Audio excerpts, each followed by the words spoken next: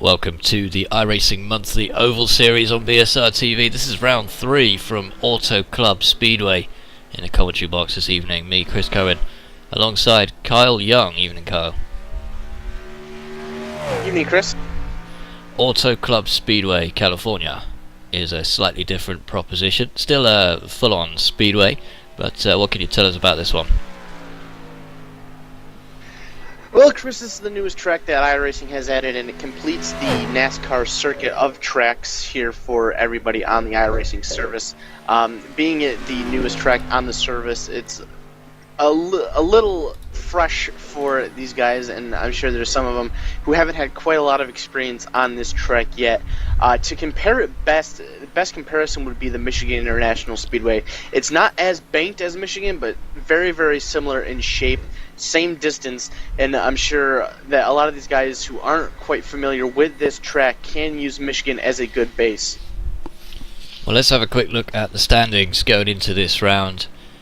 Those should be coming up on your screen any minute. Jake Forster takes the lead of the championship by just 1 point over Matt Dalton after the first 2 rounds. Tom Stanley is there in 3rd place, and Robert Plumley in 4th.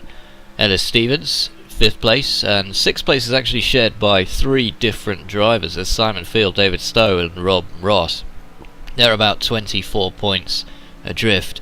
Steve Barsby in 9th place, and then Laura Bond and Andy Baker share 10th place. And what is it about NASCAR and female drivers, Carl? Because there have been a number of female drivers over the years in NASCAR itself, and though this isn't NASCAR, it's the B Series, it seems to be more of a draw than, say, for example, Formula 1.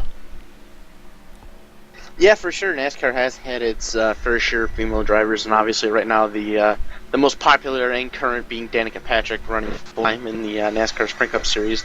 But it's really cool to see that diversity play into the sport. Racing is obviously a very heavily dominated male sport, but it's always really cool to see a female driver every now and again pop into one of these cars and show that it's not just about the males, that females can do this too. Well, it's just one this evening. I don't know if she's actually made it to the grid. The drivers are qualifying at the moment, but she is 10th in the championship going into this round anyway. Brendan Kohler, who won the first race from Chicagoland, is in 12th place, and then he shares 12th place with Ian Bailey. Dan Hunt 14th, Kai Barker in 15th, Andy Oakley 16th, Burleson 17th, Drabble 18th. Jimmy Young is in 19th place, and he'll be returning to the grid this evening as well. Ken Bracey 20th, Kevin Woods 21st. 22nd place is shared by Chris Bull, who also can't make this round unfortunately, and Jamie Ward Scott. And Morris Cox picks up the last place on our scoreboard, at least 24th. 4-lap qualifying. It's going to be a closed qualifying session. Obviously you don't want to draft or get any other cars getting in your way, but just coming back to what you said there about Michigan, it's not a very old track, Auto Club, and the banking is not quite as steep as Michigan, so how does that affect the drivers? No, it definitely is not as steep as Michigan is, and the lines that you run at both tracks differ tremendously.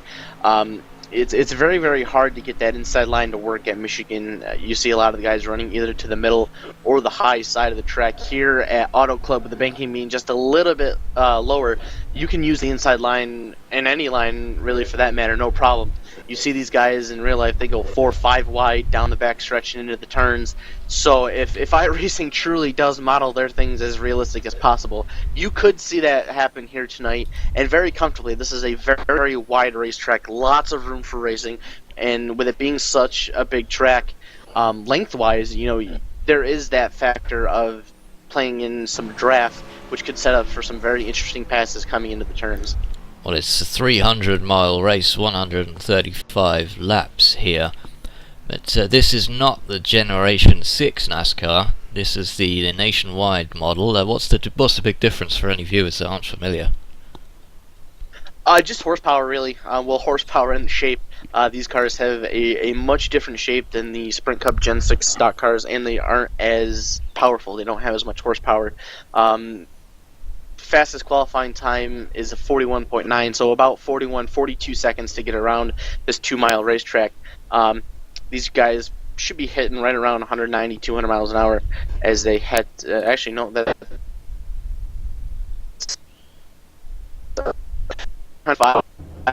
These compared to the Cup cars, they do get well over 200 miles on the head into the turns. So a big horsepower difference for sure between these two cars. We do have a limit on tyres here. This is a fixed setup race, so no driver is going to be able to say I came up with a better setup, or he beat me or she beat me because of the better setup. How do you find these fixed setup races? Do you prefer those when everything's a level playing field, or do you prefer to be able to tweak things for yourself? I personally prefer fixed races well more over open setup races. I am not the guy who knows how to set up a race car, and when it comes to being in a fixed setup series, it's so much more relaxing for me to just have to worry about figuring out how to drive the car at the track instead of worrying about what I can do to become faster when I know that I'm driving to my absolute best performance. Well, it's a four-lap qualifying session, as we said. Few cars still out there on track. We're just having a quick look off camera at Adam Chmielewski, who is, it's quite a mouthful, that one. That's the I picked the hardest guy to pronounce. Never mind. In the number 17, he looks like he's rounding out some of his qualifying laps now. Is there any reason to delay that when it's a closed qualifying session? Do you want to put people on edge by going a little bit later? Going later definitely has its benefits. This is a 10-minute session, so the later you stay out there, a lot of the guys aren't going to run. They're not going to run right in the beginning of the session, so some people are going to have the option to watch the other guys, see what their times can be, and then compare to what they run in practice, and then head out and see what they can do. So if by waiting later on in the session, you know what you got to beat, you know what you got to run, and gives you something to shoot for instead of just going out there trying to run as fast as you can and what you're going to come up with. Just before we go to the grid then, you were part of the last broadcast from Charlotte, and I wasn't able to make that one, unfortunately, but give us a roundup of what we saw at Charlotte. Yeah, Charlotte saw a lot of green flag racing, which is very custom for that track, and I can expect the same here tonight. We have roughly about 15 to 20 drivers, not around that actually. And with a 150 lap race to a mile track, this can get very, very spread out and can log a lot of laps in without having to worry about a lot of cautions. If they can get decent green flag runs at Charlotte, there's not without a doubt that they can have successful green flag runs here at Auto Club at a much bigger and a much wider racetrack. And this is the first time out in the B cars. The first round was in the Gen 6, and the second round was actually in the Chevy Silverado trucks. So this series promotes drivers who are versatile enough to be able to handle all manner of oval vehicles. Every driver must have their preferred car though, so might we see some people struggle with this car? Oh yeah, absolutely. Like you said, there's people who prefer this car, who hate this car, prefer the trucks or the Sprint Cup cars. It's you're gonna get what you like and what you don't like in a series like this, where they switch everything out, and it's really all about how well that you can adapt to it. It's a very long race, 150 laps at this 2-mile track. It's going to take a while, so these guys will have a lot of time. If they didn't get enough practice time in the 1-hour session, they will have a lot of time to be able to adjust to how the cars are going to drive, what the cars are going to be like after they get some tire wear on them, and all sorts of things like that. So as long as they can stay out onto the racetrack, they're going to be able to learn a lot. And probably about halfway, a lot of these guys who have struggled are probably going to know where they're going to fit in and what goals that they can shoot for to try to finish as best as they can. And not a huge grid, I've got to say. We've got 13 drivers setting times. Other drivers might well grid as well, but Chmielewski is on top with a 41.935. other driver, only one other driver there who managed to get into the top, the 41 second kind of bracket, was that of Aaron Maspero. So that goes right down to Yulia Janovsky in 10th place. We're looking at David Stowe's number 14 machine right now. With that, you know, without, well, a caution could come out for any number of reasons, but surely we're much less likely to have long cautions with so few drivers on the track. Yeah, for sure. Even if something, you know, big happens, there's not a lot of guys, you know, not a lot compared to what you would normally see maybe in another different series running here. So whatever caution we do have should be fairly quickly. The pay laps are long, so it should give these guys enough time to settle. Yeah, and the pace car is actually starting the drivers from the pits, which is, I understand, unusual for oval tracks on iRacing. Why is that?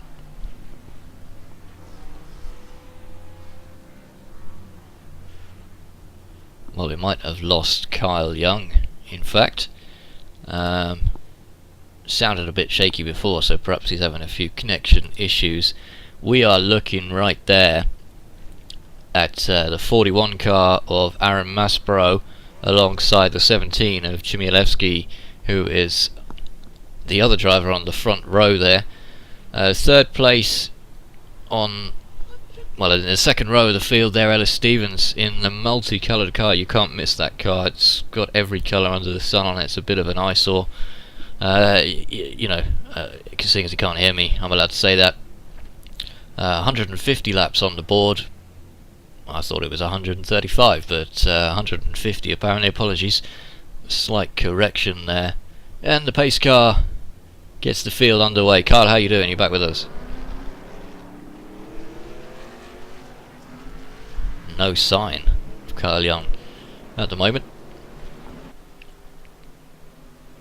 So we got the drivers are underway. The Ford Mustang pace car leads the drivers round the field.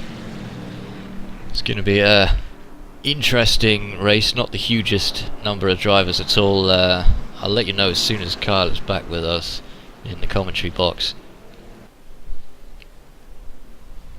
But for now, certainly a circuit that I'm not familiar with. Auto Club Speedway. It's my first time here. I don't do a great deal of oval coverage either, so I beg your pardon for that one in advance. And that green car there, the number 48, belongs to Kai Barker. He takes his place in row 2 alongside Ellis Stevens. We're getting ready to go racing here at Auto Club Speedway.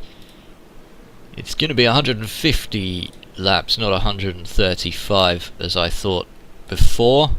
Kyle. Hello. Welcome back to BSR TV. I'm not sure what happened there. I must have dropped you, lost you for a second there. We're just on the pace lap now, getting ready to go green any minute. What about that number 11 car, Ellis Stevens?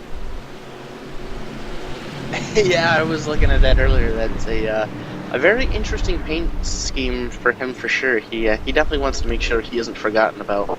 Alright, green flag. Chmielewski and Maspero lead the field away. Stevens drops back into 4th straight away behind that green car belonging to the GoDaddy car belonging to Kai Barker, who barges his way into 2nd place immediately.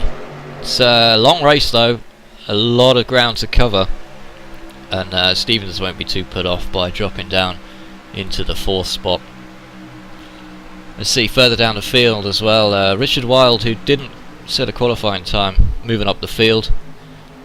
Richard Wilde is in that number 70 Jegs machine there. Interesting paint schemes on offer, definitely. We've got a few predictable ones, haven't we? The GoDaddies and the Monster Energy, and then we've got the PG Tips machine. You a fan of PG Tips, Mr. Young? I gotta be totally honest with you, Chris. I have no idea what that is. It's tea. I don't imagine Americans drink too much tea, but nice to see that one out on the circuit anyway. That's the number 35 of Steve Richardson, the PG Tips machine there. Everybody through clean so far. We're still running under green flags there. There is a pit lanes livery that I can see out on the circuit as well. Whose one is that? It's Paul Bird in the number 40 car, currently running 8th place. Any reason to pick the Ford over the Chevy, or the other way around, Kyle? Honestly, there really isn't. With how even iRacing is, it's just pretty much personal preference whether you're a Chevy guy, a Ford guy, or whether you just like to look at one car over the other. Performance-wise, you're not going to see any difference. It's just all about how the... Well, that's good to know. 3 down under green. Kai Barker challenging for the lead down the inside. He's going to take that one on the low side from Chmielewski. Kai Barker showing pretty good pace. He's one of only 2 drivers running 41s at the moment, but he's got to watch those tyres, Kyle. Yeah, for sure. Tire wear is very, very key here in iRacing. Once those tires are gone, you are not going to get them back, and it could pull very, very treacherous. Even when you're out in front, that's the one place where you really got to make sure that you're careful of when you're trying to save tires. Is when you get out in front, you want to get as big of a lead as you possibly can, but if you drive it too hard, you're going to wear the tires out. As right now, Kai Barker going to slip back to the 2nd spot. It's a 17 machine going to take the lead back, and as they come off of turn 4, it looks like he's going to lead again. Chmielewski takes it back then. Maspero just behind these guys in the black 41. Stevens dropping back a little bit. He's about just half a second down, not a great deal at all. And is it possible we could see green all the way to the first round of tyre changes? Oh, absolutely. There is not a doubt in my mind that we can get some green flag pit stops to start this race. Looking through the field so far, these guys have done a great job of spreading themselves out and giving themselves some room. Looks like the closest margins are right around the lead. Then I'm seeing some close spots about 7th through 9th or so. But other than that, these guys are really giving each other room. They're being nice and smooth, calm, letting the laps tick down and worry about the racing when it means the most. Chmielewski back into 2nd. These guys seem fairly content to be trading places. I mean, it is a wide circuit, so there's no real speed. Oh, a little bit of contact there from Maspero, but bit of door rubbing didn't seem to hurt anybody there. But they seem quite content trading places at the moment as Chmielewski slips down to 3rd. Yeah, absolutely, and that's part of the whole draft thing with this track. Very long straightaways, and with the fixed setup for sure, it's going to allow these guys to stay very, very close. When you have the fixed setup, it's hard to separate from each other, especially like with a big drafting track. It's hard to break away if you are competitive around competitive speeds with the people that you're racing against. So for right now, you see with those top 3 racing, Ellis Stevens was able to pull up to the back bumper of the 17 machine. So now it's a 4-car pack, about 7/10 of a second in front of the 5th place car, and that racing there between Aaron Maspero and Adam Chmielewski was able to kind of give Kai Barker a few tenths gap. But as they worked their way down the back straightaway, now that gap is just about gone as Maspero is trying to reel him in into turn 3. Well, that's just what you do, isn't it, with a name like that? You can't. The Adam bit's okay, and then you just kind of go, yeah, that'll do. That's all right. So Kai Barker is taking the high line here. So looks like Maspero's on for taking that lead back. But it's interesting, isn't it? Ellis Stevens, who dropped half a second back, is right back in it now, and it looks like the pack from David Stowe backwards in 5th are starting to drop back a little bit. Yeah, they are just a touch, not too far off though, only 7/10 of a second. And now that these guys are starting to get side by side and racy a little bit as they're side by side for the lead, they should be able to catch up here if they continue this up. As Maspero's looking to the inside here underneath the Kai Barker in turn number 3. Barker with the advantage to the middle of the corner, going to try to progress that coming out. 17 machine thinking about sticking his nose underneath the 48. He's going to be able to do so as Maspero clears, side by side at the line. Maspero's going to get it. Then it's the 48, the 17, and the 11. Great racing to open this one. Now they're 3 wide heading into turn number 1 for the lead. Near contact with the 17 and the 48. The 48's going to back out of that one. Says, yeah, it's a little bit too close for me. I'm going to back out and let you guys have at it. As now he's got the 11 machine to his inside. Well, that was very nearly our first caution, wasn't it? The 48 did the right thing there. Kai Barker dropped out of that one. Cost him about a tenth, but no harm done, and it otherwise would have been potentially a lot of harm done with 9 laps down here from Auto Club Speedway. It's Aaron Maspero out in front. The top 4 separated by just half a second at the moment. But, oh, and we've got what's happened to Janowski? Oh, I thought he dropped off a little bit, but he's just battling it out with Paul Bird in the number 40 at the moment. Looks to take the spot. It's dropping a little bit further down the field now. Harry White currently picks up the rear of the field in the 63. That's 16th place right now. Although that could all change. First caution, assuming these guys can stay a lap up, it won't matter, will it? Close the field straight back up, even though he's 7 seconds down right now. Yeah, caution definitely will bring these guys all back together, and with it being such a large track, 42 seconds a lap, Harry's got a lot of time to work on his hands here, even if it does stay green flag for a while. As long as he keeps up at a consistent pace, he's running, let's see, that last lap he lost about 7/10 of a second, so it's not a terrible pace that he's at, a little bit slower, yes, but right now he's still running strong to stay on the lead lap. He probably won't fall a lead lap as long as he continues at this pace. Fall off the lead lap as long as he continues at this pace up until the first green flag pit stops. We're already about 11 laps in.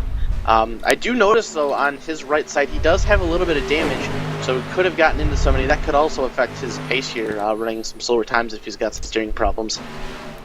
Just have a look at that on the camera. Yeah, you could see that's probably going to be wall contact, isn't it? Yeah, definitely. Either wall contact or with another competitor.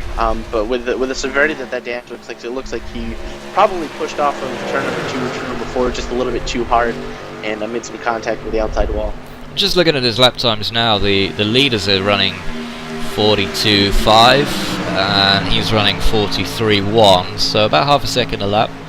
Not hugely problematic at this stage, but he's now 8.5 seconds behind. The lap's 40 seconds, so he's going to have to be a lot further down to actually fall a lap behind. And there were a few problems with the iRacing Lucky Dog system, which has been introduced in the last few patches. Not sure if Lucky Dog is in operation, in fact, in this series, so we'll have to keep an eye out. If you are a lap down, could come to your help, assuming it's turned on, Kyle. Yeah, absolutely, and that's one of the really cool features that NASCAR adopted a while ago and is adopted into the iRacing sim.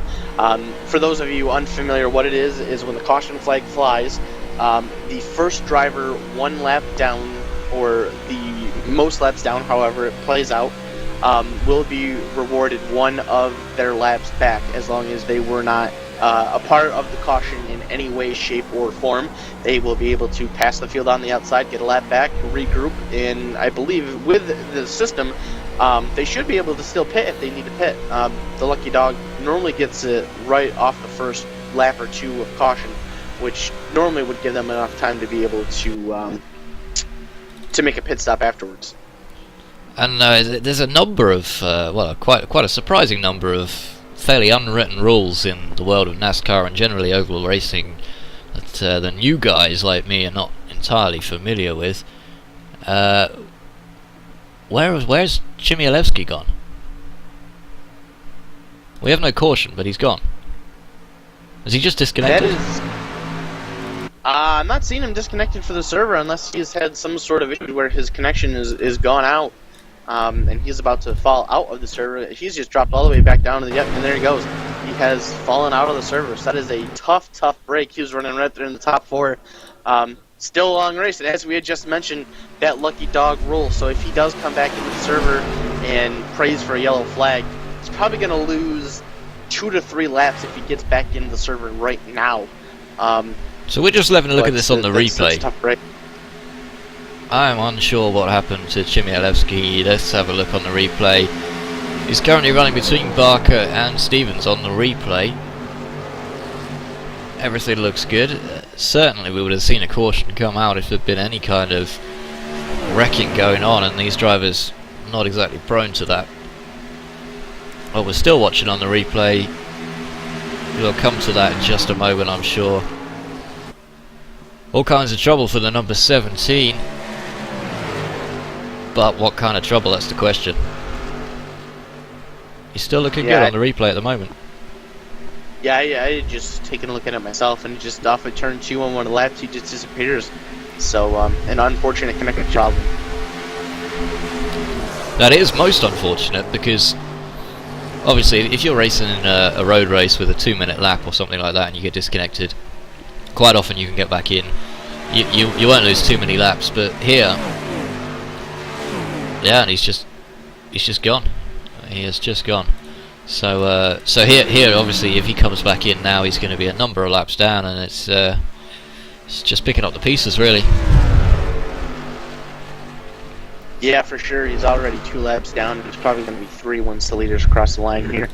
Just taking a note here, as we were talking about him just a few moments ago, the number 63 machine, Harry White, he has taken his car to the garage. Unaware of the issues on that 63, but he has pulled to the garage. Looks like he may be done for the day. I believe... wiggle there from Barker. Keeps it out of the wall, just about. And that was a big moment for Kai Barker there. Let's go back and have another look at that one on the replay if we can. That was a little bit hairy, Kyle. Yeah, that was definitely a very, very close call there for the 48 of Kai Barker. Just in the middle of the turn, just got a little sideways all by himself. Looks like he caught those left side tires on that apron. He got a little bit squirrely. Did a great job of keeping control of that machine, using all of this track's width to his advantage, using every little inch to save it. He's able to save it. I see here, though, he's got some damage on that right front corner. Actually the whole right side, so I'm going to assume that he too has gotten into that outside wall a bit.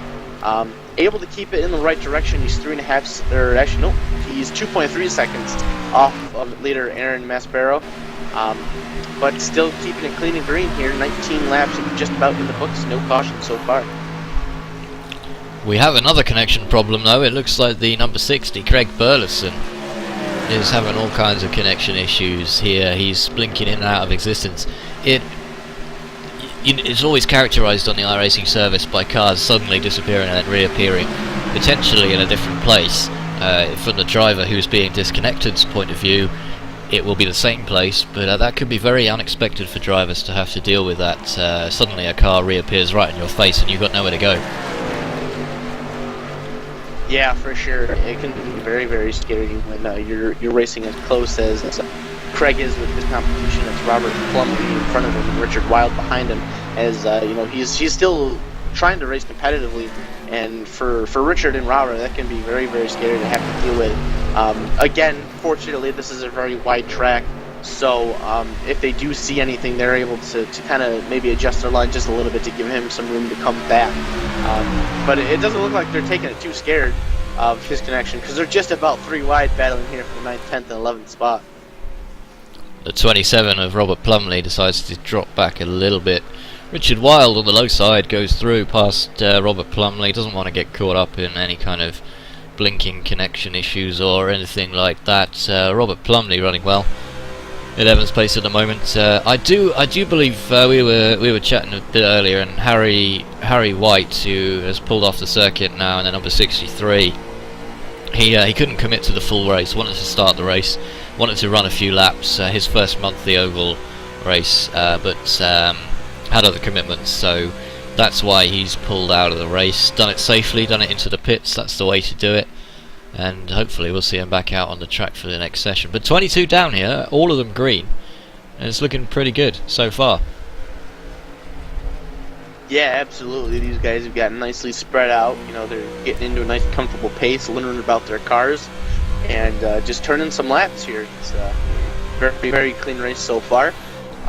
Leader Aaron Maspero, he's got about 9/10 of a second, just under a second over Ellis Stevens, and then it's a couple seconds back to Kai. So these guys, they each got a few seconds between each other, and as long as they keep that gap, it should stay green for quite a while. Well, let's go back to the front of the field and have another look at that. Maspero has a 1 second advantage, as you say. Stevens currently running in the number 2 position. He's now got a very large advantage over Kai Barker. That's almost 3 seconds now. The field's starting to spread out a bit. The best battle we've got on the track right now is probably over the 10th spot. Yes, Burleson is defending from Plumley, and Scott Malcolm picks up the 12th spot just behind. With 24 down, let's have a look at the positions. They are up on your screen at the moment. Janowski running very well. I never thought Janowski is much of an oval racer, but I have been proved wrong. He is running in the British Touring Car Championship in the Kia Optima, which is road racing. So, interesting how some drivers can adjust. I've never really been able to tackle the oval side of things myself. But, and you're more of an oval guy. You don't do a lot of road racing yourself, Kyle. Well, following racing, I definitely follow a lot more oval racing than I do road. But here on the service, I vary between both. To be totally honest with you, I do actually prefer road racing a lot more than oval racing. I'm a lot more competitive on the road courses, and I don't have to deal with a lot of other people. I've noticed oval racing, a lot of the tragedies happen from outside interferences where you just have nowhere to go. On road courses, for me, it's easier for me to separate myself from other competitors. And if I'm going to make a mistake, if my race is going to go bad, it's probably going to be of my doing than somebody else's. Yeah, sure. It is a completely different discipline. Good to have both on the iRacing service. A lot of online racing games as well tend to focus on one thing. So you might get the NASCAR game, which is just NASCAR. I mean, there are some road courses, but very few. And other games are all about road racing, but iRacing really has the balance of both. And how about the road courses? You run much Gen 6 on the road courses?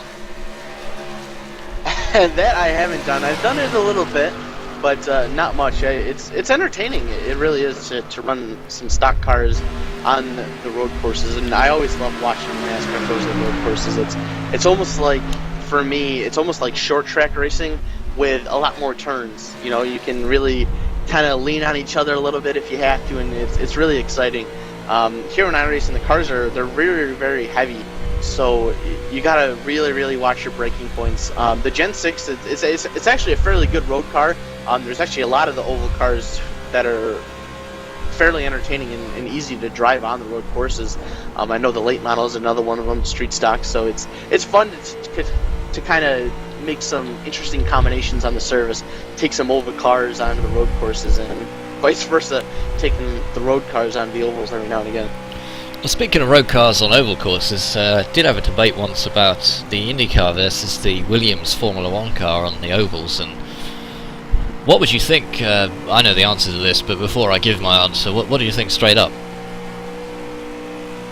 Wow, that's actually a fairly decent debate, because the IndyCar actually does race on the ovals in both the real world IZOD IndyCar series and here in iRacing, but the Formula 1 does have it seems like it would have a lot more speed. I mean, I don't really follow Formula 1 a ton, so I don't know a lot about the cars, but I think Formula 1 has higher horsepower cars, but that's an interesting debate for sure. Well, the answer is that the Formula 1 car actually doesn't have the top end for some of the ovals, so it struggles in the iRacing sim at least to get past the 200 mile an hour mark. And when you have some of the larger oval tracks, Charlotte and that kind of thing, you need that speed really down the straights to be able to get anywhere, and it just runs out of gearing, which is quite interesting. Some of the smaller ovals are, I'm not sure. It might be more of a fair fight, but back to the racing on the track anyway. Craig Burleson really struggling here. Oh, caution's out. Looks like number 07, Dan Hunt, running into a few issues there. Let's have a quick look at Dan Hunt. Oh, let's go even further back on the replay. Try and get that one up for you. Hunt was running pretty well. Just runs wide, gets it into the wall, and then big impact. Rebounds onto the inside of the track, and it looks like engine damage for the 07, Kyle. Yeah, that is a tough break for Daniel Hunt. He was in the 4th spot at the time of the caution. Just pushed it a little too hard coming off of turn number 2, made some contact with the outside wall, lost control. You can see he was trying to save it. He had gotten it almost straightened out heading down to the apron there, because you can see he was pointing the wheels to the right and the car started to swing that way before it made contact with the wall and made heavy contact with that driver's side first into the inside safer barrier. Lots of smoke coming out of that car, and he ended up parking it down in the infield of turn number 3. Actually, watching the replay, the smoke stopped, so I'm going to assume that maybe he has blown the motor trying to get it back to the pits, and just really had nowhere to go but to pull over. So it's a tough break for Daniel Hunt, not the way that his race would want to go for sure, and looks like he might be done for the day after that one. Wow, every driver making their way down to the pit lane. No real surprise about that. It's been 30 laps, so a fifth of the way through, and we're down to 13 drivers here. Although, you know, not too bad. Everybody's still on the lead lap. Maspero is now working his way down pit road in the P1 spot, in the 41. Let's see how he does with his stop. Shouldn't really be too much of an issue for these guys. These guys are well versed in this kind of thing. Should be able to see Aaron get back out fairly quickly. Stevens just behind, taking some fresh tyres. Kai Barker does the same. Maspero's back out. That does close the field up quite a lot, though. All drivers still on the lead lap, so there's 13 drivers there on the lead lap with everything to play for. Could be interesting. Kai Barker with a problem. He's still in pit road. Yeah, Chris, I noticed watching these guys pulling, Kai Barker overshot his pit stall as well as Ellis Stevens did. Actually, now that I got the camera live on Kai, I'm going to assume he's staying into the pits to try to get some of his damage repaired. We did mention earlier he does have some right side damage to that number 48 GoDaddy.com Chevrolet Impala. So I'm going to assume he stayed in to get that damage fixed. I don't have any problems with that move. Still a long way to go. We have just under 120 laps, probably around 115 laps to go when we go green. The worst he's going to drop down to is about 12, 13, just outside of the top 10. So he has plenty of time to make his way back up through the field, and he's shown already that he does have a strong car.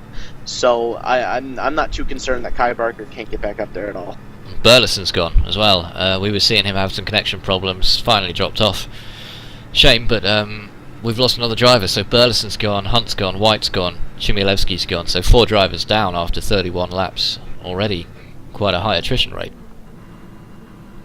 Actually, I'd say it looks like Craig came back in, so he's going to try to give it another shot here, but if that connection doesn't fix itself at all, it's going to be a rough one for him for sure.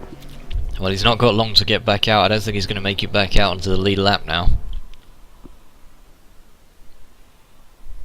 No activity in the Craig Burleson pit box right now. So Maspero picks up the number 1 spot from the pit stop. Stevens drops to 3rd, although not too much of a concern for him. Barker's move to repair the car puts him down in 11th place, but as you say, it is not going to be too tricky with his kind of pace to pick his way back to the front of the field. We're still not even at the quarterway mark of this race yet, so fresh tyres, a top up for these guys. How long can they run if we go green? Well, all the way. Well, they had about 30 laps there on that first run.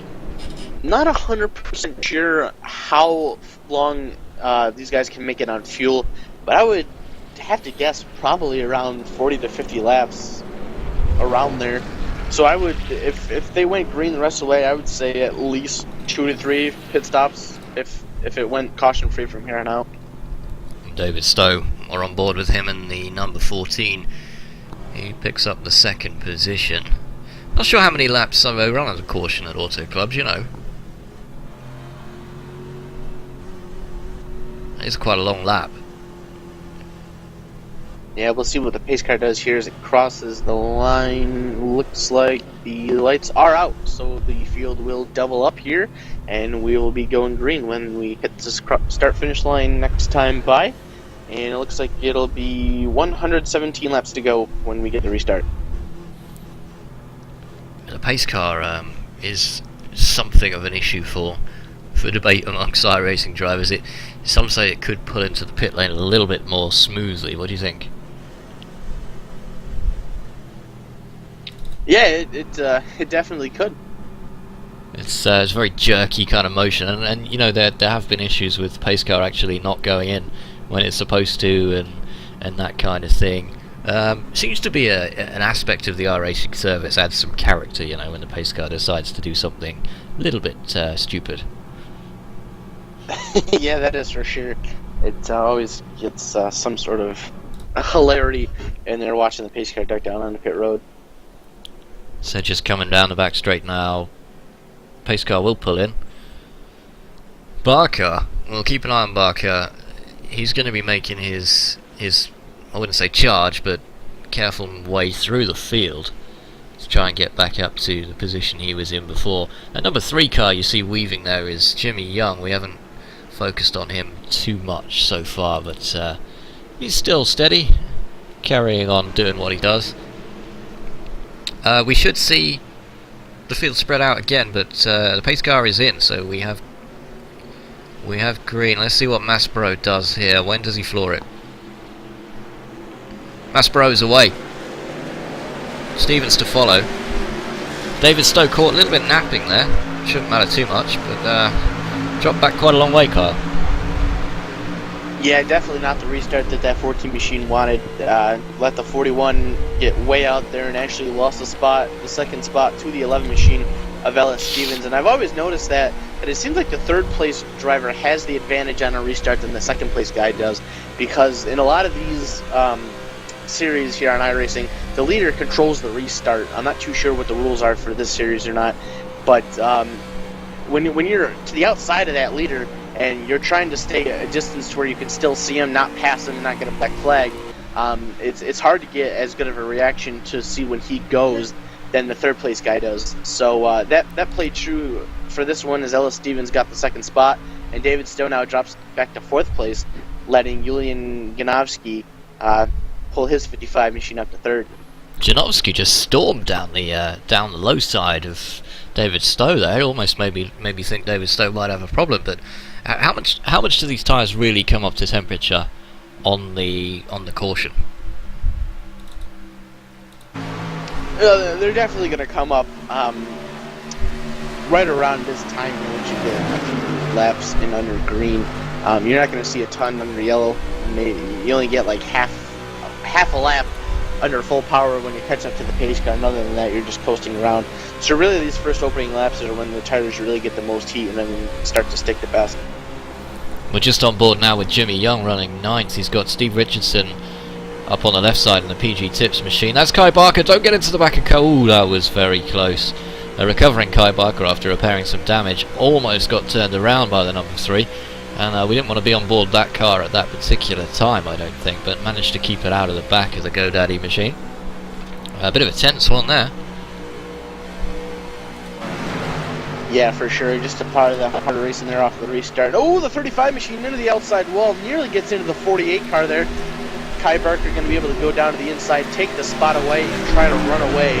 35 of Steve Richardson also going to lose the spot to the 3 machine, and looks like the 34, Rob Ross, going to get around him as well. A hard impact, going to cost that 35 about 3 spots. Well, you can see that on the right front wheel arch there. Quite a lot of damage there for Steve Richardson. Let's hope he can carry on. And number 40, Paul Bird, looking to make the move. Now, he's going to have to go low if he wants to take it, but stays behind. Uncharacteristic mistake there. Doesn't look like a huge amount of damage. Still looks like he's running fairly well. Almost brought out the caution again. We just finished the first caution. 37 laps though, 1 caution, not too bad, I guess. Although Craig Burleson is now running, so I don't know if he's restarted his computer or router or fixed his connection problem somehow. Anyway, He is now back out on the track, although running alone. He is 3 laps down. So he's 2 laps. He's 2 laps down. In fact, if we do have another caution, he's the only driver who's a lap down. Will he get the lucky dog and go 1 lap down? Yeah, he should get the lucky dog if we do see a caution. Daniel Hunt, he's multiple laps behind him, so even if he does continue on, actually, you know, I'm looking back there, seeing in the garage, he is out of the car. So Daniel Hunt's night is done. So right now, Craig Bertelsen is the only driver eligible for the lucky dog. He gets 2 quick cautions, he'll be right back on the lead lap and be able to compete with these guys once again. And we know Dan from running in the other series, the road racing series, he doesn't give up, so there must have been an engine. If I'm right in thinking you don't get a new engine, once you've blown 1, that's it, that's your night over, so that would be one reason why, well, the only reason I can think of why he wouldn't be back out on the track after making contact with the wall a few laps ago. Yeah, and as I had mentioned watching the replay, it looked like he was trying to limp the car back to pit lane on his power, under his own power, and there was smoke spewing out of the back of that car, and then it just stopped before he came to the stop. So I'm going to assume that the motor let go while he was trying to bring it back to pit road. Just you know, and it's expected with a kind of an impact. He took a nasty lick to the inside wall. So just too much damage for the car to run under its own power, and it's an unfortunate end to his night. 40 laps down, 110 to go here at Auto Club Speedway. This is BSR TV with live coverage of the monthly Oval Series Round 3 with me, Chris Cohen, joined by Kyle Young. Ellis Stevens currently running in the 2nd place. If you are watching this live right now on YouTube, do feel free to throw your comments or questions into the chat and we can have a look at some of those. We shall come to those in due course. Chat very quiet at the moment on the live feed. It is there, I'm not sure it's quite as prominent as it is on the other streaming services like Twitch TV, for example, but we do have that benefit as Janowski takes the low side, looks to make the move on Ellis Stevens. Might well have it as well. Janowski, who wasn't running impressively well, is now up to 2nd position. Kyle, what do you make of that? Yeah, it's a pretty big turnaround for him so far. He's ran a 42.2 in practice, which put him 14th out of the 19 drivers that took time. He qualified in the 10th spot and has worked his way up to 2nd place. He's got a couple of second gap. He's got a 1.8 second gap up to the leader here. So he's got a bit of work to do if he wants to catch the leader. But he definitely looks a little bit stronger than the 11 car right now, as he's put a couple of car lengths between himself and Ellis Stevens heading into turn 3. So a big turnaround so far in the beginning part of this race. Looks like he may have been able to use that first run to kind of learn about how his car is going to handle for the race. Got some fresh equipment underneath him, and now he's ready to make a charge. Plumley makes it too wide with David Stowe, who has struggled since the restart. Not entirely sure why. Plumley into 4th position then. Kai Barker looks down low to follow Plumley. He can use that draft to make it past David Stowe himself. And that is Richard Wilde just running in the number 70 just behind these guys. But there's 4 cars in very close proximity here. We might well have some fireworks. Seen a few connection issues from Richard Wilde, but these guys did make it 31 without any kind of incidents. So let's see what happens here as Robert Plumley looks to pull away into 4th position. But Barker, who was 11th on the restart, is back up to 5th. Looks like it's 4th now. This guy's having a really good draft battle here. Yeah, great little 4-car pack here, side by side, battling for position. Kai Barker moves into the 4th spot. He's going to be able to pull away now. 14 machine David Stowe peeks to the inside, and he's going to take the spot away from the 27, and now the 70 machine to Richard Wilde, side by side with Robert Plumley, is ahead down the back straight away, trying to get something done here. The 27's got the draft advantage with cars right in front of him. He's clear of him heading into turn number 3, but Richard Wilde going to throw it in a little bit deeper, trying to make it happen. Still doesn't have the advantage. And the 27 going to try to use that outside line to keep the momentum up and pass him. Still can't quite clear side-by-side action. Now he's going to be able to clear for that spot. So move the 27 car solidly into the 6th position ahead of the 70 of Richard Wilde. And Richard Wilde was the 3rd place finisher in what was a competitive season 3 in the iRacing British Touring Car Championship. So good on road, good on ovals, and we have lost Craig Burleson once again. He either decided 2 laps down, I'm just going to pack it in at this stage, or he has had more connection problems. So one way or the other, we are now down to 12 cars. Speaking of which, if you wanted to have a go at this, this used to be the UKNI series. It's no longer the case. It's open to the entirety of iRacing. Oh, just see Kai Barker just keeping that machine out of the wall. It is open, so monthly oval series is what you're looking for in the league search. Send in your application. There is only 1 race a month, but it gives you a chance to kind of try out all of the different oval cars that are on offer, or just take part in the ones that you're interested in. Emphasis on fun rather than any kind of competition here, as you can clearly see, and we could do with bumping up the field a little bit higher than that. 12 cars, you know, on a track this size, Kyle, it does look a little empty.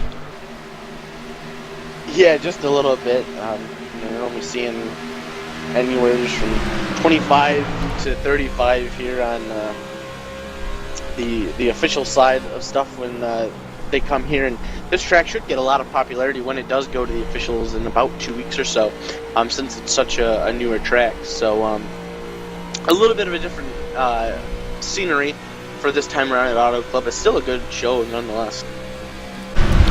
David Stowe staying on the back of Kai Barker. Plumley's dropped back a little bit, and Richard Wilde is now out of the picture just behind. So Wilde is half a second down, and Janowski and Stevens are fighting it out 2 wide on lap 48, just crossing the marker now. And Maspero has a 3.5 second lead here, so Maspero clearly the faster driver here, Kyle, although Kai Barker will be coming up on these guys relatively soon.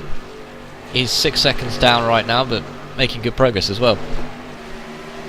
Yeah, and with these guys again running single file back in that pack, and the 2 in front of them side by side should allow them to catch them just a little bit.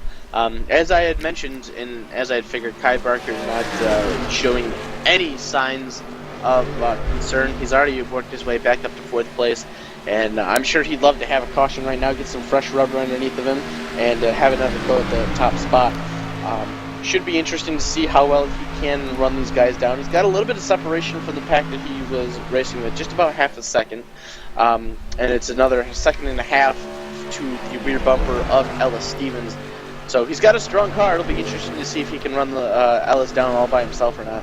But just behind Kai Barker, we've got some side-by-side action with David Stowe and Robert Plumley. Plumley going to take the spot over the 14 machine, and now he has his sights set on the 48 of Kai Barker. Well, Plumley's staying with this group. It's fascinating for a relative oval rookie like me to see just how much overtaking goes on. You think nothing of these 2 cars swapping places several times on 1 lap, whereas in road racing the overtakes are more carefully considered, and there's a lot more risk involved. If you saw this much overtaking in any given road race, you'd think there was something clearly wrong, but these guys happy to stay with each other for now, although Richard Wilde doesn't seem to have the pace to stay on the back of them, Kyle. No, he doesn't. He's just a little bit off of these guys. He's got, let's take a look here. He's got about just a little over half a second behind the 14 machine there. I did notice he too has some right side damage, so he could have gotten into the wall a little bit himself. So that could be affecting him just a little bit, but still, nonetheless, not that bad of a run for him. He's currently running in the 7th spot. I've raced with him before as well, over in the Mustangs here on the iRacing service, so I know how hard of a competitor he is. He shouldn't take that adversity too lightly at all, and they're going to try to power on here. If he gets a yellow flag, the team will have another opportunity there to repair that car and get it back up to tip-top shape and start performing. So we have 12 cars in the race, 12 cars on the lead lap, as well as we're just past the 1/3 mark now with 99 to go. 1 caution so far on lap 31. That was Dan Hunt, which ended his race. Looks like engine damage as he just got into the wall all by himself there. Only 1 car involved in that incident. Everybody else carried on. Harry White, Adam Chmielewski and Craig Burleson also retirees in this race this evening so far. There's only one of these a month as well, so make the most of it. It's the only chance you're going to get to see oval racing here on BSR TV in the current lineup. And, well, we'd like to see some more cars. So if you're tuning in now, or watching live, or watching later on YouTube, and you think you might fancy this, yeah, do check it out. Give it a try. Aaron Maspero is the race leader. 5 seconds now up on these guys. He's about, what, about 0.2 a lap quicker than anyone else? Well, comparing lap times that last time by, the 41 machine, he ran a 42.6. The 55, he ran a, well, he as well ran a 42.6. So some similar times there, but I have a feeling that the fact that Julian and Ellis are racing side by side fairly hard, it's allowing Aaron to kind of run away a little bit, and it's going to be difficult for these guys to run him down without a caution. It's just with the draft being a very dependent factor, these guys are really going to have to step up their game if they're going to run down that 41 machine all by themselves on the green flag. It does look like they're just having fun though, you know, trading places with one another over that second position spot. Interestingly enough, doesn't look like it's helped Kai Barker in 4th place too much. He was about 2 seconds back before they started their 2 wide show, I guess. Kai Barker is still 2 seconds back now, so you would have expected perhaps him to move up a little bit if he had the pace to do it. It's not like he's having too much trouble from Plumley or Stowe behind him. Yeah, and it's just all of that that draft that's just affecting his run. You know, with him being out in front, he doesn't really have anything to draft off of. He's not close enough to the 11 car to be able to close up and steal some of his draft. And he has a distance to where it's starting to become difficult for the 27 to draft up with him if he is competitively racing with the 14. So it just goes to show that you can have as good of a car as you can, but that slight draft factor, even though this isn't a super speedway like Daytona or Talladega, it still means quite a bit. We're just riding on board with David Stowe, just seeing him lift a little bit on the straight, not willing to go wide with Robert Plumley, so perhaps he's willing to work together with Plumley to close the gap to Kai Barker up in front. Maybe they want to make that 3-car train go all the way to the front of the field. Interesting that, to me anyway, because only time you'd really lift in road racing would be to, if you didn't have enough of an advantage to make a clean pass coming up to a corner, but with trading places so much, even on an oval circuit like this, it's going to cost you some time, isn't it? So David Stowe looks to be chasing the bigger picture, shall we say. Yeah, for sure. Even though, you know, you want to finish as well as you can for the race's sake, there's still the point standings to look at. Right now, 6th place, not that bad, but we still have a long race to go. 94 laps still left to be run here. So anything can happen. Still have green flag pit stops to come up, possible caution flags. There's all sorts of different variables that can happen to shuffle up this order. It does seem to be a long one, this one. The other 2 races seem to be about the hour and a half mark, something like that, but we're only just over a third of the way through this. We're still 93 to go, so we reached the 1 hour mark in the broadcast. Well, we haven't been plagued by cautions, that's a one good thing, but still a lot of racing to come this evening from Auto Club Speedway. Lap 58 of 150. And we're still seeing David Stowe. I thought he might have looked down low to try and get past Plumley, but still seeing him keep that draft. But really, he's relying on Plumley's pace, isn't he, to catch up with Kai Barker, and I'm not convinced that Plumley's got it.